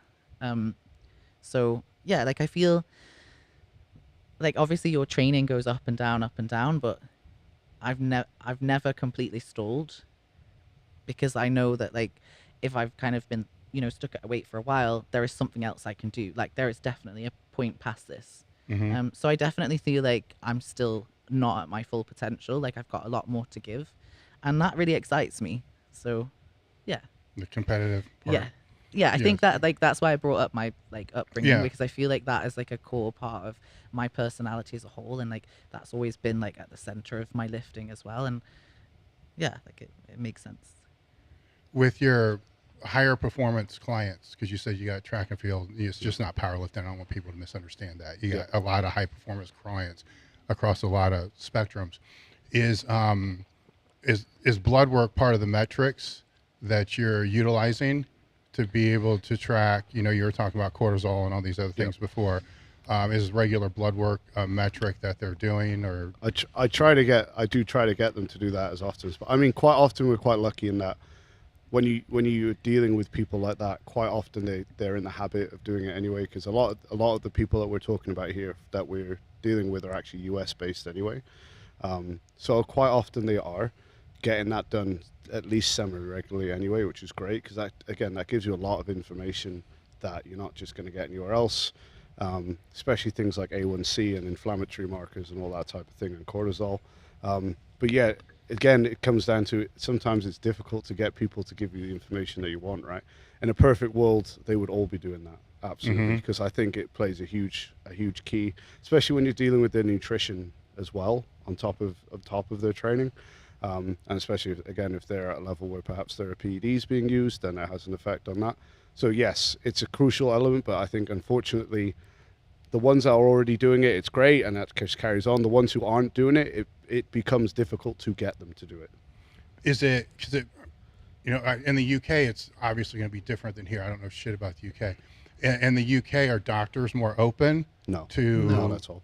Well, it's in the UK, you've got state-run medical care, yes, which is free. Through there, you've got no chance of getting anything like that done. Well, forget about that. Yeah. Let's just say they wanted to get the blood work done to be able to see where their hormones are at. Yeah, That's like, is that a pain in the ass for them to do that and say, It like is. to have these labs? There's not many places that you can get that done. It's not readily accessible, and it is quite expensive. Now there have been a lot of companies based in Europe and in the UK where you can get sent like at-home blood kits. Yeah. Now you can debate about the accuracy of them. Yeah. Because you're taking the blood yourself, it's then being posted and processed over a long period of time, things like that. But they work and they help a lot. But then the problem is that starts to become quite pricey, because you don't really get an option of having like a panel done. You pay for a test. So it might be testosterone, and then you'll get like free testosterone. That's pretty much it. It might be glucose. It might be A1C. So they're not going to run a hormone panel. It's just going to be. If you want to pay a panel, you end up ticking a lot of boxes, right? And then that ends up, it's almost like a linear thing. Like every box you tick, it's just going more expensive. So you can do it. And it's, like I said, going to an actual facility or a center is quite difficult, because there's not many of them. And there's not a lot of doctors that are going to be very open-minded and that type of thing in the UK at all. If you want to go down the at-home testing kit, you can, but obviously you are dependent on having a conversation with them so that they know what they need to test for. And then also not all companies will offer all the tests that you want. Yeah. So for example, like a cortisol test is a really rare and hard one to get. Not many companies will do that one through the at-home testing, I mean. And then it ends up getting quite expensive. So unfortunately, with a lot of like UK-based athletes, and they're not getting stuff like that done very regular just because of the inconvenience of the cost. Yeah, I mean, healthcare in general in the UK, obviously we're very lucky that if you are ill, you have free healthcare and everybody gets seen. But in the same breath, you only getting seen if there's something wrong with you. So you can't just go to your doctors and say, I would like to do this. Like, you go, there's something wrong with me. Okay, we'll help you figure that out. Yeah. So it's not like, even if you went like with private healthcare, you paying to be seen quicker. That's the only difference, really. Yeah, You see that's absolutely. fair? In terms of like, oh, I want to keep an eye on my health and make sure that all these markers are correct and I'm in a good position, they're not going to care about that. Yeah. So that is why you're having to go elsewhere, and those options are very slim in our country. It's more like dealing with issues rather than making sure you're healthy. Yeah, to some degree, I think it's kind of the same here when you're dealing with, say, a high performance athlete. You may not be getting some of this stuff because their doctors are going to push them back. Yeah. You know, so if they go in and say, I want this panel, first off, most won't go to the doctor unless they're sick. Yeah. Right. And then they got to schedule the appointment to be able to go do that. And then ask the doctor and say, I'd like to have this panel, even if they just want to get their vitamin D checked. I mean, there's, you know, other low-hanging stuff like, you know, absolutely. DHEA-D. There's a lot of other variables that can be checked. Then it's kind of like jumping through hoops where there is, you know, one of our sponsors is Merrick Health, you know, merrickhealth.com, you know, merrickhealth.com/table talk panels. There you go. But anyhow, there's Got it in there. yeah. I mean, there's different options today than when I was competing. Yeah. You know, when I was competing, you know, it's getting a blood work. You had to know the right doctor that was going to do the test, and then you'd go in, and then, you know, he'd yell at you for a little bit, then he would do the test, and then call, you know, and then say this is messed up. To, you know, now with, you know, companies like Merrick Health, you know, you can get a hold of them and just have self-service labs, which is, you know, some of your athletes could do that, and just say, you know, here's the labs that I want to have done. We have the Table Talk labs, whatever that is, which is just the hormone, nutritional, you know, everything that you would need training wise. And the discount code Table Talk 10, you know, there you go, you save 10%. But anyhow, then they could have somebody else read that, you know, or their coach could read it, or if they know how to read it, they can read it themselves. There's an option to get a report with that, which kind of helps navigate a lot of that. And then there's the option for, you know, the custom optimization, where one of their, you know, healthcare practitioners will help the athlete decide, here's the test they should have done. Or if you're coaching the athlete, you could say, these are some of the markers I'd like to see done. And then they could pass that on to that practitioner. Then they'll put the lab together and then have that done, to which, you know, that athlete can then, you know, meet with a hormone specialist that will write the scripts if they need it. You know, if it's thyroid, testosterone, or hormone, or if it's even SARMs, if that's one of the options, or recommend the supplements. For instance, if D, you know, for most people, D is pathetic, you know, so absolutely. D is like just almost across the board. Everybody should be able to take that, but at least there's, you know, so there's a broad panel, which, granted, it's still a glimpse in time, right? But it's a lot better, though. It's a lot better than nothing, right? Especially if there are some type of deficiencies, or the hormones are just fucking whacked, you know, then the recovery is not good. Or on the other end, you could get somebody that's just blasting through the roof, right? And then they need mitigation. Like, dude, you're blasting like fucking crazy, you know, maybe you should take some fucking blood pressure meds until this show or meet's over, you know. So it's, I'm guessing, I'm hypothesizing, or whatever you want to say, that some of the higher level American athletes, that's what the problem is. They just don't want to go, you know, to their family physician and say, hey, guess what? I'd like to have this, and this done, because then he's going to say, well, why? And then they're in that fucked up conversation that they don't want to be in, you know, where all they're trying to do is to, you know, optimize their hormones for their sport like everybody fucking else is, you know. Absolutely. As you mentioned the thyroid there, I think that one comes up a lot, and we end up dealing with quite a lot of, it's interesting, you end up dealing with quite a lot of high level athletes that actually have thyroid issues. And that almost helps in a way, because then they are getting their bloods done regularly anyway, and it removes that factor of not wanting to be out, if you like. So in my experience, the easier ones to work with in that respect tend to be the people who've had an issue and are on some kind of medication anyway. Because they got the whether regular, it's testosterone cream or thyroid medicine, whatever it is, because they're just used to going to the doctor and saying, I need X, Y, and Z, I want to know. Yeah. They kind of know the benefit of the blood panel then as well. They're familiar with their doctor, and then they're getting it, and they send it to me every time they get it done. That almost makes life easier than just average Joe who's never had to go through that process. You know? I believe with the testosterone, your blood, I know it does, because my prescription, I have had it for years. You have to get your blood work done twice a year. Yeah. Otherwise you can't maintain the prescription. It's just whatever. But that's not to me. It's never been a bad thing. I've always got my blood work done quarterly, because there's always something jacked that It's just like training. It's like something's jacked that you're trying to fix, and it might take or mitigate whatever it's going to be. So it may take a month to be able to get that where it needs to be, and then something else, right? And then as you're trying to change body weight, that plays into it too. Yeah. Where for myself personally, it's Eric Serrano's my doctor, so it's everything's where it needs to be, health wise. And it's like, now don't fucking lose weight, don't gain weight. I'm like, oh fuck, okay, so I got to stay right here. But that's to be able to see, let that settle in, because you gain 15 pounds and things change. Things fucking change, or you lose weight, your diet changes, and then that can change some of the factors that are in there as well.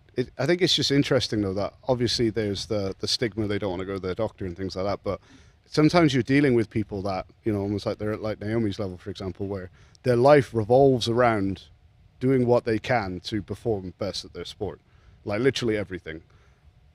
But they won't go get a blood panel, because for all you know, I know where you're for all going you know, now. right? Your vitamin D's in the tank, or your free testosterone's in the tank, or your thyroid's low. It's like you're competing with one arm behind your back. Yeah, that's an easy win.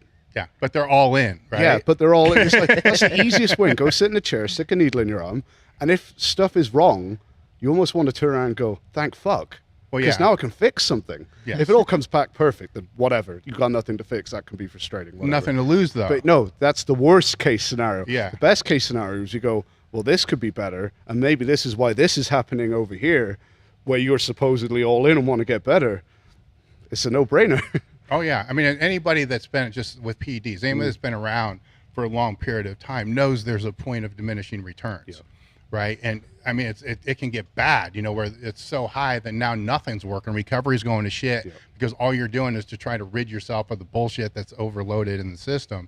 And if it's just optimized, but they won't, the all-in people, they won't optimize because the all-in is just, let's just jab more shit in there because that's what's going to work. Like, no, that's the easy part. Yeah. The hard part, as we were talking, last night with the all-in, sometimes the hard part is you got to recover. Maybe you got to train less. You got to train less. Yeah. You got to, sleep more. You go to bed early. Get off the fucking internet earlier before the meet. That was an interesting discussion. So let's go down that road again. Yeah. With some of the things that she does before the meet as far as social media and stuff like that and why. Well, yeah, I mean, you go ahead. You go ahead, I guess I sort of check myself out of it a little bit, at least a month out, sometimes a bit more. Like when I'm really getting into, the biggest part of the prep, just so that I can focus more.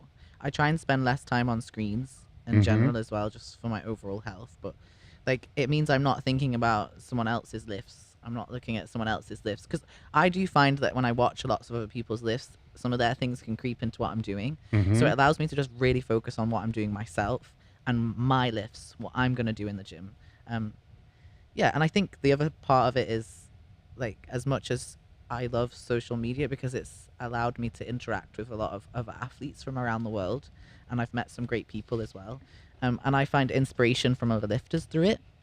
There is the side of it where people think that because you're doing something a little bit different, that they can be negative towards you about that.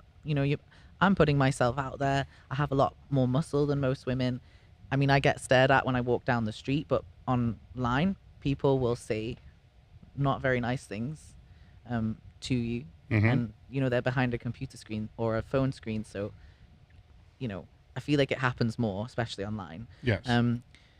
So as much as I'm mentally strong and that sort of stuff doesn't really bother me as much now, it still negates from my focused like process of being ready for competition. Well, the key So words were as much. See, it still does. it So, still does. Yeah, yes. I mean, I'm not gonna lie. Like, Yes. it's not nice. You know, I Yeah. get comments like, "You look like a guy," you Mhm. know, things like that all the time. And I would deal with them by, if it really upsets me, I just delete it and ignore it, and I don't give But it into still it. hit your brain. But it's still gone in. Yes. Like, in past me, like 4 or 5 years ago, that would really upset me and it would stay with me for a while. Now, not so much, but it's still going to be there. So I try and get rid of all of those things so that I can just focus on myself. Yes. Because I think, like, the focus part of being ready for a meet is the most important.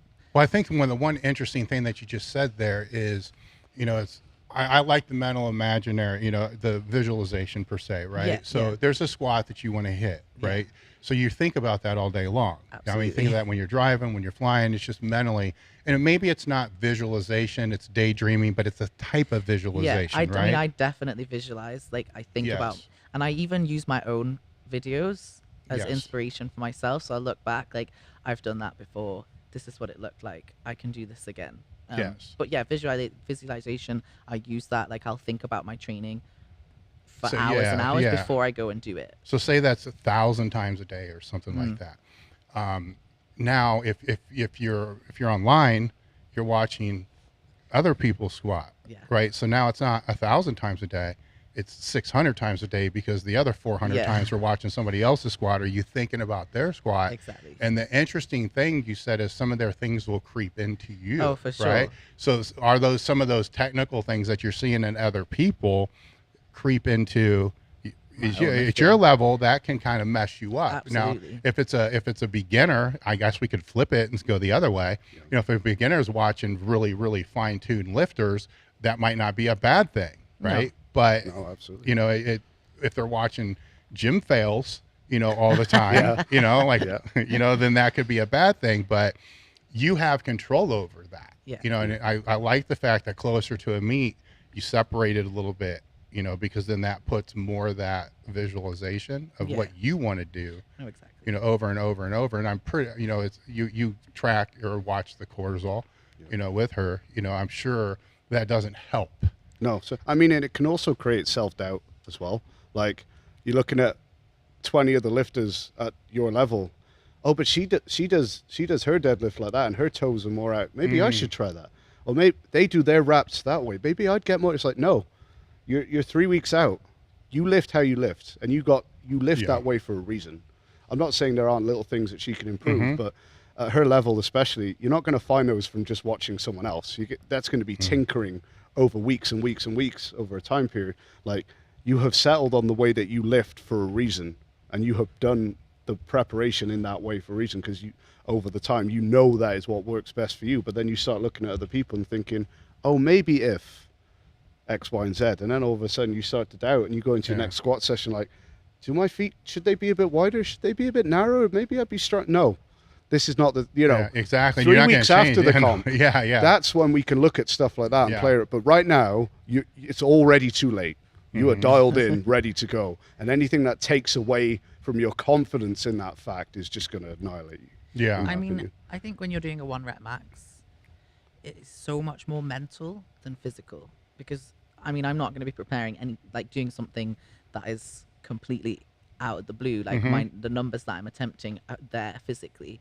But if I'm not mentally 100% in that, there is no way that it's going to happen. So I will do everything in my power to try and make sure that I'm mentally in the right space for every time I go and get under a bar or put it in my hands. So it definitely helps kind of separating myself and focusing on only what I can control, and that's my own lifting.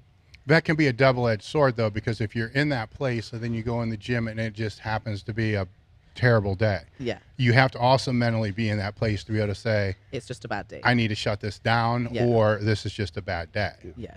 Like, I'm definitely much better at that now. Like, when I'm, but in the same breath, I've had sessions where I'm not fully in, but then I can turn that round and go back and do it and not fail it. It's not often that I fail, but for all the times that I have more recently, I will generally manage to turn that round, and it's totally mental. I can go back and do it. Yes.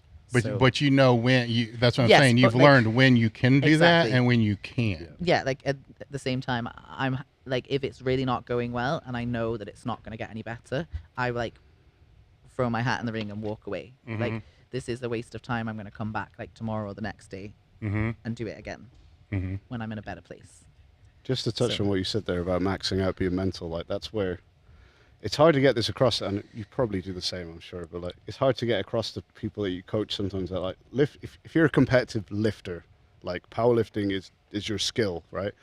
You almost have to teach it and approach it like a martial art to a degree. Like, how good are your squats every day?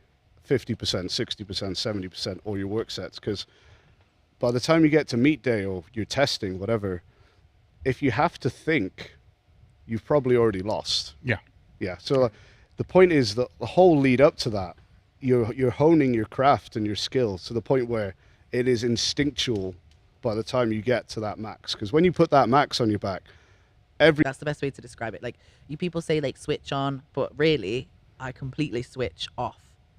But like, I go to a part of myself where I'm just so focused. But like, I don't think, where are my hands? What am I doing? Like, I've done that in every single warm up with the bar. Yeah. Like, I've drilled that in. So by the time I get to my heaviest work, I'm just like I'm not even really there. Like, I don't really know what's going on. I'm just going for it. Well, I think the difference there is most people don't do it with every single warm up from the bar, right? Yeah. So, But that's really important. Like, yes. so like we try to explain that to our lifters as well. They're like, they're so hell-bent and we have to be there in the warm-up room with them helping and things like that. Like, you need to make sure my squats are okay when I'm warming up. I'm like, it's too late then. Like, if you've done your prep properly, you don't need me there because there will be nothing to say. Your squat will be dialed in, because that's the whole point of, obviously the prep gets you stronger, but the prep gets you better at your skill. And if you are mentally dialed in for all your workouts and not just assessing the quantity or the weight, but the quality of what you're doing, then you don't need me there on meet day watching you squat the bar. There should be nothing to think about. You know, all I'm going to do is encourage you, give you some assurance, and maybe do your attempts. But there should be no real coaching on meet day, in my opinion, at least anyway, because at that point it's already too late. And then you're going out on the platform like, okay, so I now put my hands here instead. It's like, no, you are where you are and you stick with it now. The dead giveaway to me is always the lifters that have to walk the bar out. Yeah. That's a dead giveaway to me, right? Because if you see the walkouts fucked up, you know, when they're, you know, outliers aside, right? You know, but it's just a master, it's 8 steps or whatever it's going to be, even in the training videos with the heavier weight, you can tell that their focus on technique isn't for shit. And the only ones they ever focus on are the top ones. Yeah. Right? Because your walkout with the bar should be perfect. Right? And then, but it's an afterthought. Yeah. Right? So to me, if that's an afterthought until their top weight, so is their bracing, so is their rooting, so is, you know, the neutral spine, you know, so is your hip position, so is the grip, so is everything. You know, it's always an afterthought. Or does it just come in? You know, like on set 4, we're going to start thinking about bracing. It's 3 plates on there now. That's the point where I'm like, okay, I'm checked in now. Now what do I do? Exactly. Where it starts with your feet, right? So to me, it's like, okay, you don't focus enough on your technique. You know, it's almost like people do the opposite to what they should. So like, you should be so thoughtful in every warm up, no matter what you're doing, right? And by the time you get to your heaviest, you can be thoughtless and just go for it. Yeah. Whereas most people seem to do it the other way around, like, oh, I best now think about this now that it's really heavy. Well, actually, I treat every single weight I do like it's whatever I'm aiming for that day. So, or like if I'm aiming for for a long term, it's automatic at that point. Yeah. But I think that bit gets lost or not talked about enough. Like I said, like if it were up to me, like powerlifting would get taught like a martial art. It would be quality based at all times. So it's like, okay, you did 50 squats today, but how good were they? You know, and that's what people should take pride in more, because the weight will come as a natural progression of that being in place first, but the weight won't come past a certain point if that isn't dialed in the first place, you know? And joint stress and everything else. I mean, it's most people miss, you know, because technique falls apart. Well, you know, at the end of the day, powerlifting is a strength-based sport. Yeah. It's not necessarily the strongest person that wins, though, is it? No. It's the person who's best at applying the force to the bar in the movement that they're competing Or in. at the highest level, the person that comes in healthiest. Yeah, Because everybody's coming in beat up. Oh yeah, But absolutely. who's For the sure. least beat up? You know, that's usually the person that's going to win. Absolutely. But going back to the technique and the warm-up part, that's basically if it's a work set or if it's max effort, something's going to break down if the weight's heavy enough. Yeah. That's But you almost want to see that at that yes, point, right? yeah, well, yes, you do. Because if you don't and it's really hard, you're It's that like, sucks. okay, Yeah, that's, it's like, I got I'm at nothing my to fix physical now. ceiling. yeah, that's a mental fuck right there. But yeah, that determines, you know, okay, this is off. We can work here. We can do this. We can do that. But then again, that maybe that gets back into the what is the all-in thing, because yeah, you're willing to turn up to the gym and go tick tick tick tick tick, but are you really willing to be mentally dialed in for every time that bar is on your body? Yeah, I know. Because that's not an easy Yeah. skill, right? It requires a lot of attention to detail and attention span. It's like, are you really willing to do that, or do you just want to go on Twitter between your sets and just say, I did my workout today? Well, here's the thing: you're still fucking doing it anyhow. Yeah, Yeah, exactly. it's- She may as well do it well. Yeah, I was like, what? Like, it's not going to add any extra time. No. Yeah, It's just a little bit more thought. exactly. And maybe, you know, in between, you know, intermediate below. Yeah. You know, in that realm. But this then gets weird when you're talking about athletes outside of powerlifting. Yeah. Because No, that's then you see what I'm saying? Because now, what does it mean to a tennis player if it's a squat or Yeah, whatever that's it's going to be? Then that changes the dynamics. Somewhat. I mean, my brain doesn't want it to change. No, because but it's I still mean, a I suppose compound lift. they're the value. You have to teach them the value of the movement being done correctly and how it will carry over compared to the movement being done incorrectly. Yes, or Yeah. just less sheer tear. Yeah, even if squatting and you compete in squat, Yeah. simple. With someone like a golfer or a sprinter, it's making them value the movements in the gym as much as they value their sport, because it can be just as important for them. What about with? Do you have younger female lifters that are training with you in your group? Like that train with me personally. Yeah. Well, not. I mean, in the powerlifting team you Oh, have, yeah, because your for sure. training's Yeah. a little different, right? Yeah. So Yeah. Yeah. We have quite You've got a few. a couple, haven't you? Yeah. I would say there's probably more women on our team now Yeah, than there there's- ever has been, and it's usually been more men than women. But I think Yeah. now it's more It's women. more women. Yeah. Yeah. I mean, they all do it for different reasons. yeah.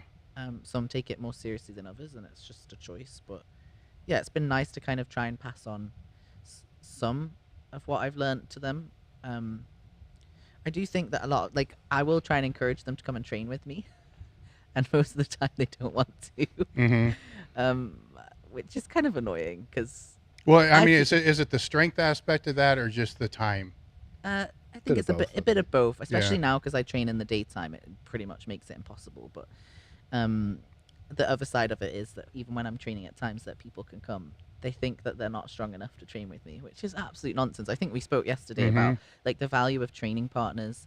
Like, we're very fortunate that we have Jackie and Dave who train with us on a regular basis for our training sessions, and they've not been doing it for nearly as long as me and Tom, but they Doesn't show matter. up, they're consistent, we can safely spot each other, you know, they're there to train.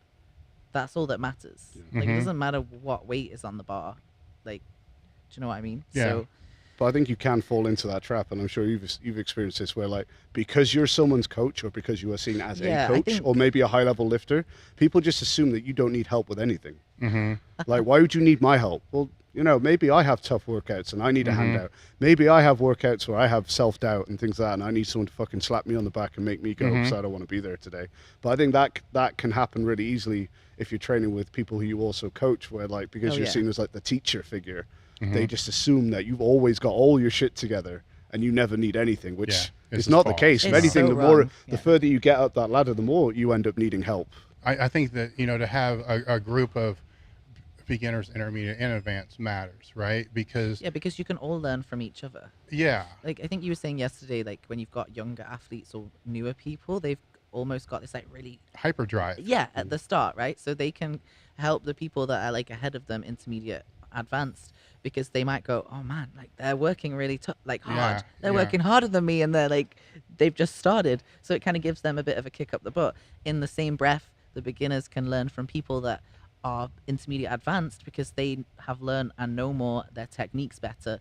And even just, I think, being around people that are stronger than you, they're doing lifts like really technically well, like you just absorb that in without even realizing. Yes. And it has a huge benefit.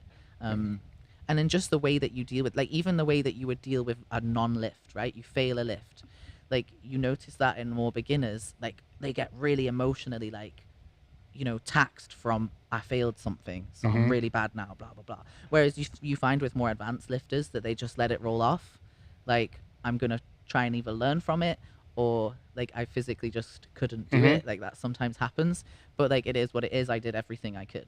Yeah. Right. So I feel like they learn from each other on both sides. So it's actually good to have a mix. Yeah. I really like, I think it was when you had Dave Hoff on here. Yeah.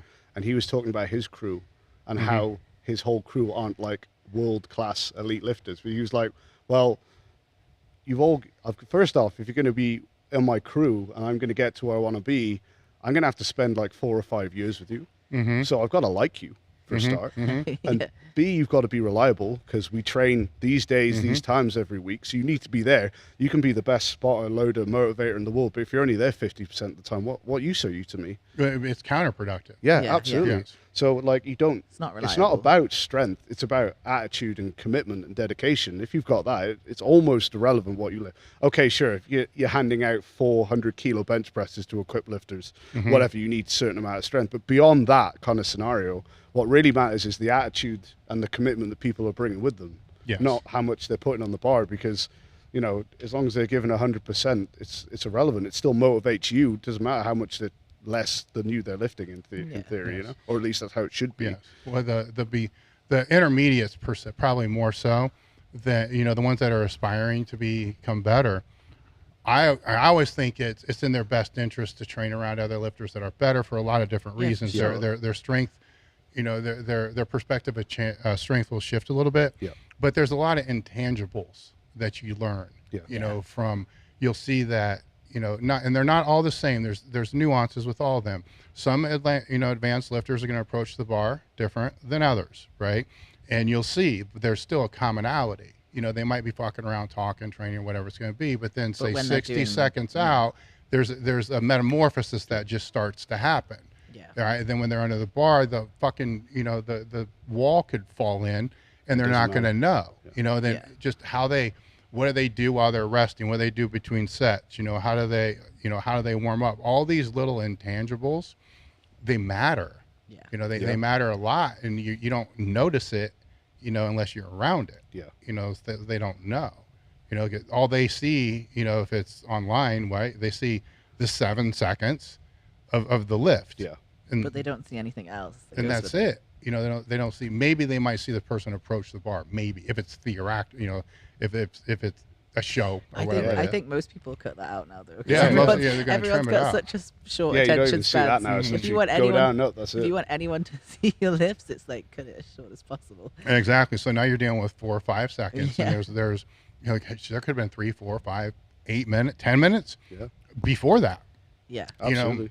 focusing for that 10 minutes before that set. Yeah. You know, they could, right?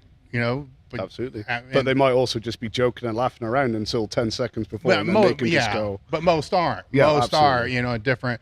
Then they flip it. But that intermediate that's trying to get better may think, Yeah. you know, I need to sit here and stress out, you know, for 10 minutes, wondering like, what the hell is this going to happen? Or start getting psyched up Yeah. Yeah. 5 minutes ahead of time. I definitely I'm definitely a little bit different in that I benefit from like positive. So like I actually really like heavy metal, but I can't listen to it when I train because I like it too much and I don't switch off. So I like go for music that's just like it's Yeah, got a same beat, beat, and then yeah. I can like switch off from everything. But like in between like all of my lifts, I'm like really trying like bring myself right back down. So like I do that by like positive, having a good attitude, like actually having people around that I like, and we chat. But then like 4 or 5 minutes out, I put a song on and I'm like getting in the zone, and then like I'm a different person. So like for me, like I think everybody's different, but that like bit before and during the lift is probably going to be like the commonality. Yeah. In people that have been doing it for longer, or they're like taking it more seriously. Into the void. Well, yeah, I mean, some people get too much in their head. Yeah. You know, now Yeah. sometimes with the training weights, they need to be in their head. They need to be running the cues and all this other stuff. But maxing out, you know, like you're talking about, they need to get out of their head. Yeah. So I've actually had some people where if it's like AC/DC that just got that steady, you know what the drum beat is going to be. I mean, it's 3 chords the whole every song, right? It's the same thing. You know, then I'll have them just focus, just only listen to the drum beat, nothing else, nothing else, just that. And then whatever you just do what I yell at you to do. Yeah. And then that removes enough of the noise for to sure. be able to enable more focus. Yeah. I definitely think it's like now, because we're surrounded by like so much noise. Yeah. Like the world is much busier place. You've got a phone in your hand, like it's habit, and people just like scrolling through, like, you know, I think it's harder now to focus probably than it ever has been. Maybe I'm wrong in saying that, but I think it's definitely something that you don't see as much. No, absolutely. And that's where things like having your lifters trying to buy into like meditation and breathing practices, I think, comes into it, because even if it's not necessarily the act of what they're doing, it's just teaching them how to have a soul mindedness about what they're thinking about or not thinking about, and just teaching them to switch things out, which is what you need to do to get into that kind of mindset. Like teaching someone how to clear their mind and get rid of all the clutter, you know. But again, trying to get people to buy into that can be quite difficult, you know, unfortunately. In the beginner level, 100%. But I think there's a time, right? Like that's why I was asking earlier, like when did that start to switch, right? Because there becomes this time where physically it becomes really hard to get stronger. That's about that same time where it's like there's realization comes into play, like maybe I ought to rest more. Then you start looking at all these other things, you know, because it gets really really fucking hard to get 5 pounds stronger, but you rest better, you know, all these other things, and all of a sudden you're 50 pounds stronger. You know, are you, or are you just 50 pounds more prepared to display the strength you always had? Absolutely. You know, and techniques, a lot of that same route too. You know, did they really get stronger, or did they now they're just displaying the strength they already had? You know, that's the mental fuck, right? Because you don't know how much. I think what you're saying, like there was a point where I was like, I make a decision, like I really want to push this, or I'm probably going to stay at like this similar level, like which would still be tough, but like I at that point was like, I will be this. Like I always, like, it's not like, oh, I'm on this journey to get there. I am that now, right? So I'm looking ahead and I'm just going to be that now in my head. What would that person do? How would they deal with those things? Like, that makes sense to me, that like you're not on a journey to get there. You act like so you got to treat yourself like you're already someone who is at that level. If that, And that was like, for me, that was like the biggest change. Like you said, like I didn't like physically just almost get stronger, but I treated all these other things with so much more importance because I saw myself as this where I wanted to be. Yes. Does that make sense? Yes. Yeah. So you're here, and then you're asking yourself, if I was there, what would I be doing? So like that would apply to like in any sport. If you wanted to make it onto, like, I don't know, if you wanted to go to the Commonwealth Games or you wanted to go to the Olympics, what would an Olympian do? Right? You're not like down here, what do I do to get there? What would that person do? That's how you need to act. And like that will kind of grow into everything, and you'll treat everything with much more importance. Like even when you're eating a meal or you go out for dinner, would that person make those choices? What would they do? So I think like it does have to be like a mental switch, and you have to treat yourself like you're that person already. Well, yeah, because it's not like that Olympian got to that level and then started behaving like an Olympian. No, exactly. But you got They got there because they did do that. Before you can do that, you have to define what that person would do. Yeah, exactly. Right. And I mean, this is true in business and anything else. It's just if where you want to be 3 years from now, well, is it defined? You know, what would that look like? And then what would, you know, the person running that, what would they do? You know, how would that day look? How would, you know, the quarter look? How would all these different things look? But without defining it first, you know, I mean, you're breaking it down to very easy, you know, pieces. Like here's this choice. What would that person do? It's bigger than that though, because it's a more global type of thing, because it's everything. You know, it's the mental, the physical, it's the technical, it's the sleep, it's the rest, it's all that. You know, what is that? And then you gotta not look at some people that are doing that, because then it gets really clouded. Because there's some people that are up there doing those things that are just, you can't do what they do. Not because you don't have the ability to do it, but because they're fucking drunk and high and stuff all the time. That, Yeah. you know, there's different, you know, there's Like- people that fall into things Yeah. that, Some people are at I a high think- level despite what they yeah, do, yes, rather than yes. because of. That's Like- where it can get bad. Obviously, like, it's a good thing you use other people for inspiration, and it's like Yeah. there's always going to be like a marker of what's physically capable, but like that's shows like the importance of really just focusing on what you can control about yourself. Hmm. And like I think for me, like I know that like I've given my everything, and that's why I find it so rewarding. It might not necessarily, like, I could literally go and achieve what I want to achieve and come second and not first, but I would be happy even just for a moment, because there's always something I want more. But like if I know that I did everything I could from what I'm doing, then that's what makes it rewarding. Yes. Well, there's a lot to be said to not looking back and asking two words, which is what if.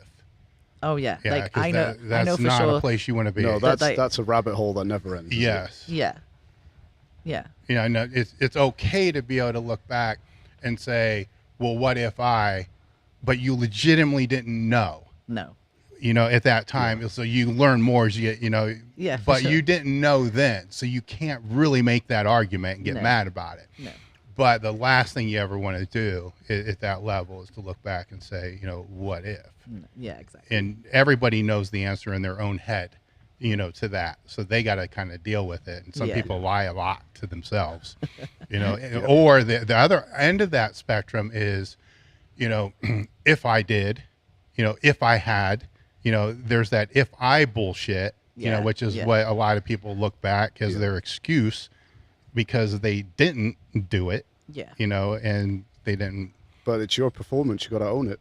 Exactly. It's I your mean- performance and your habits. So it's your, you know, you can't say what if as if like some magical power stopped you.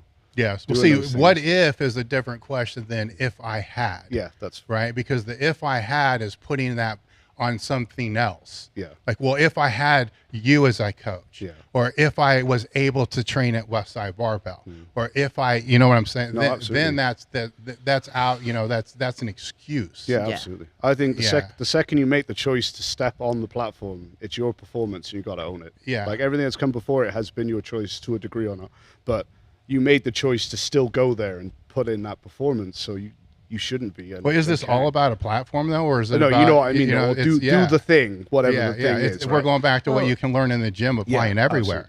absolutely. Yeah, it's accountability to yourself.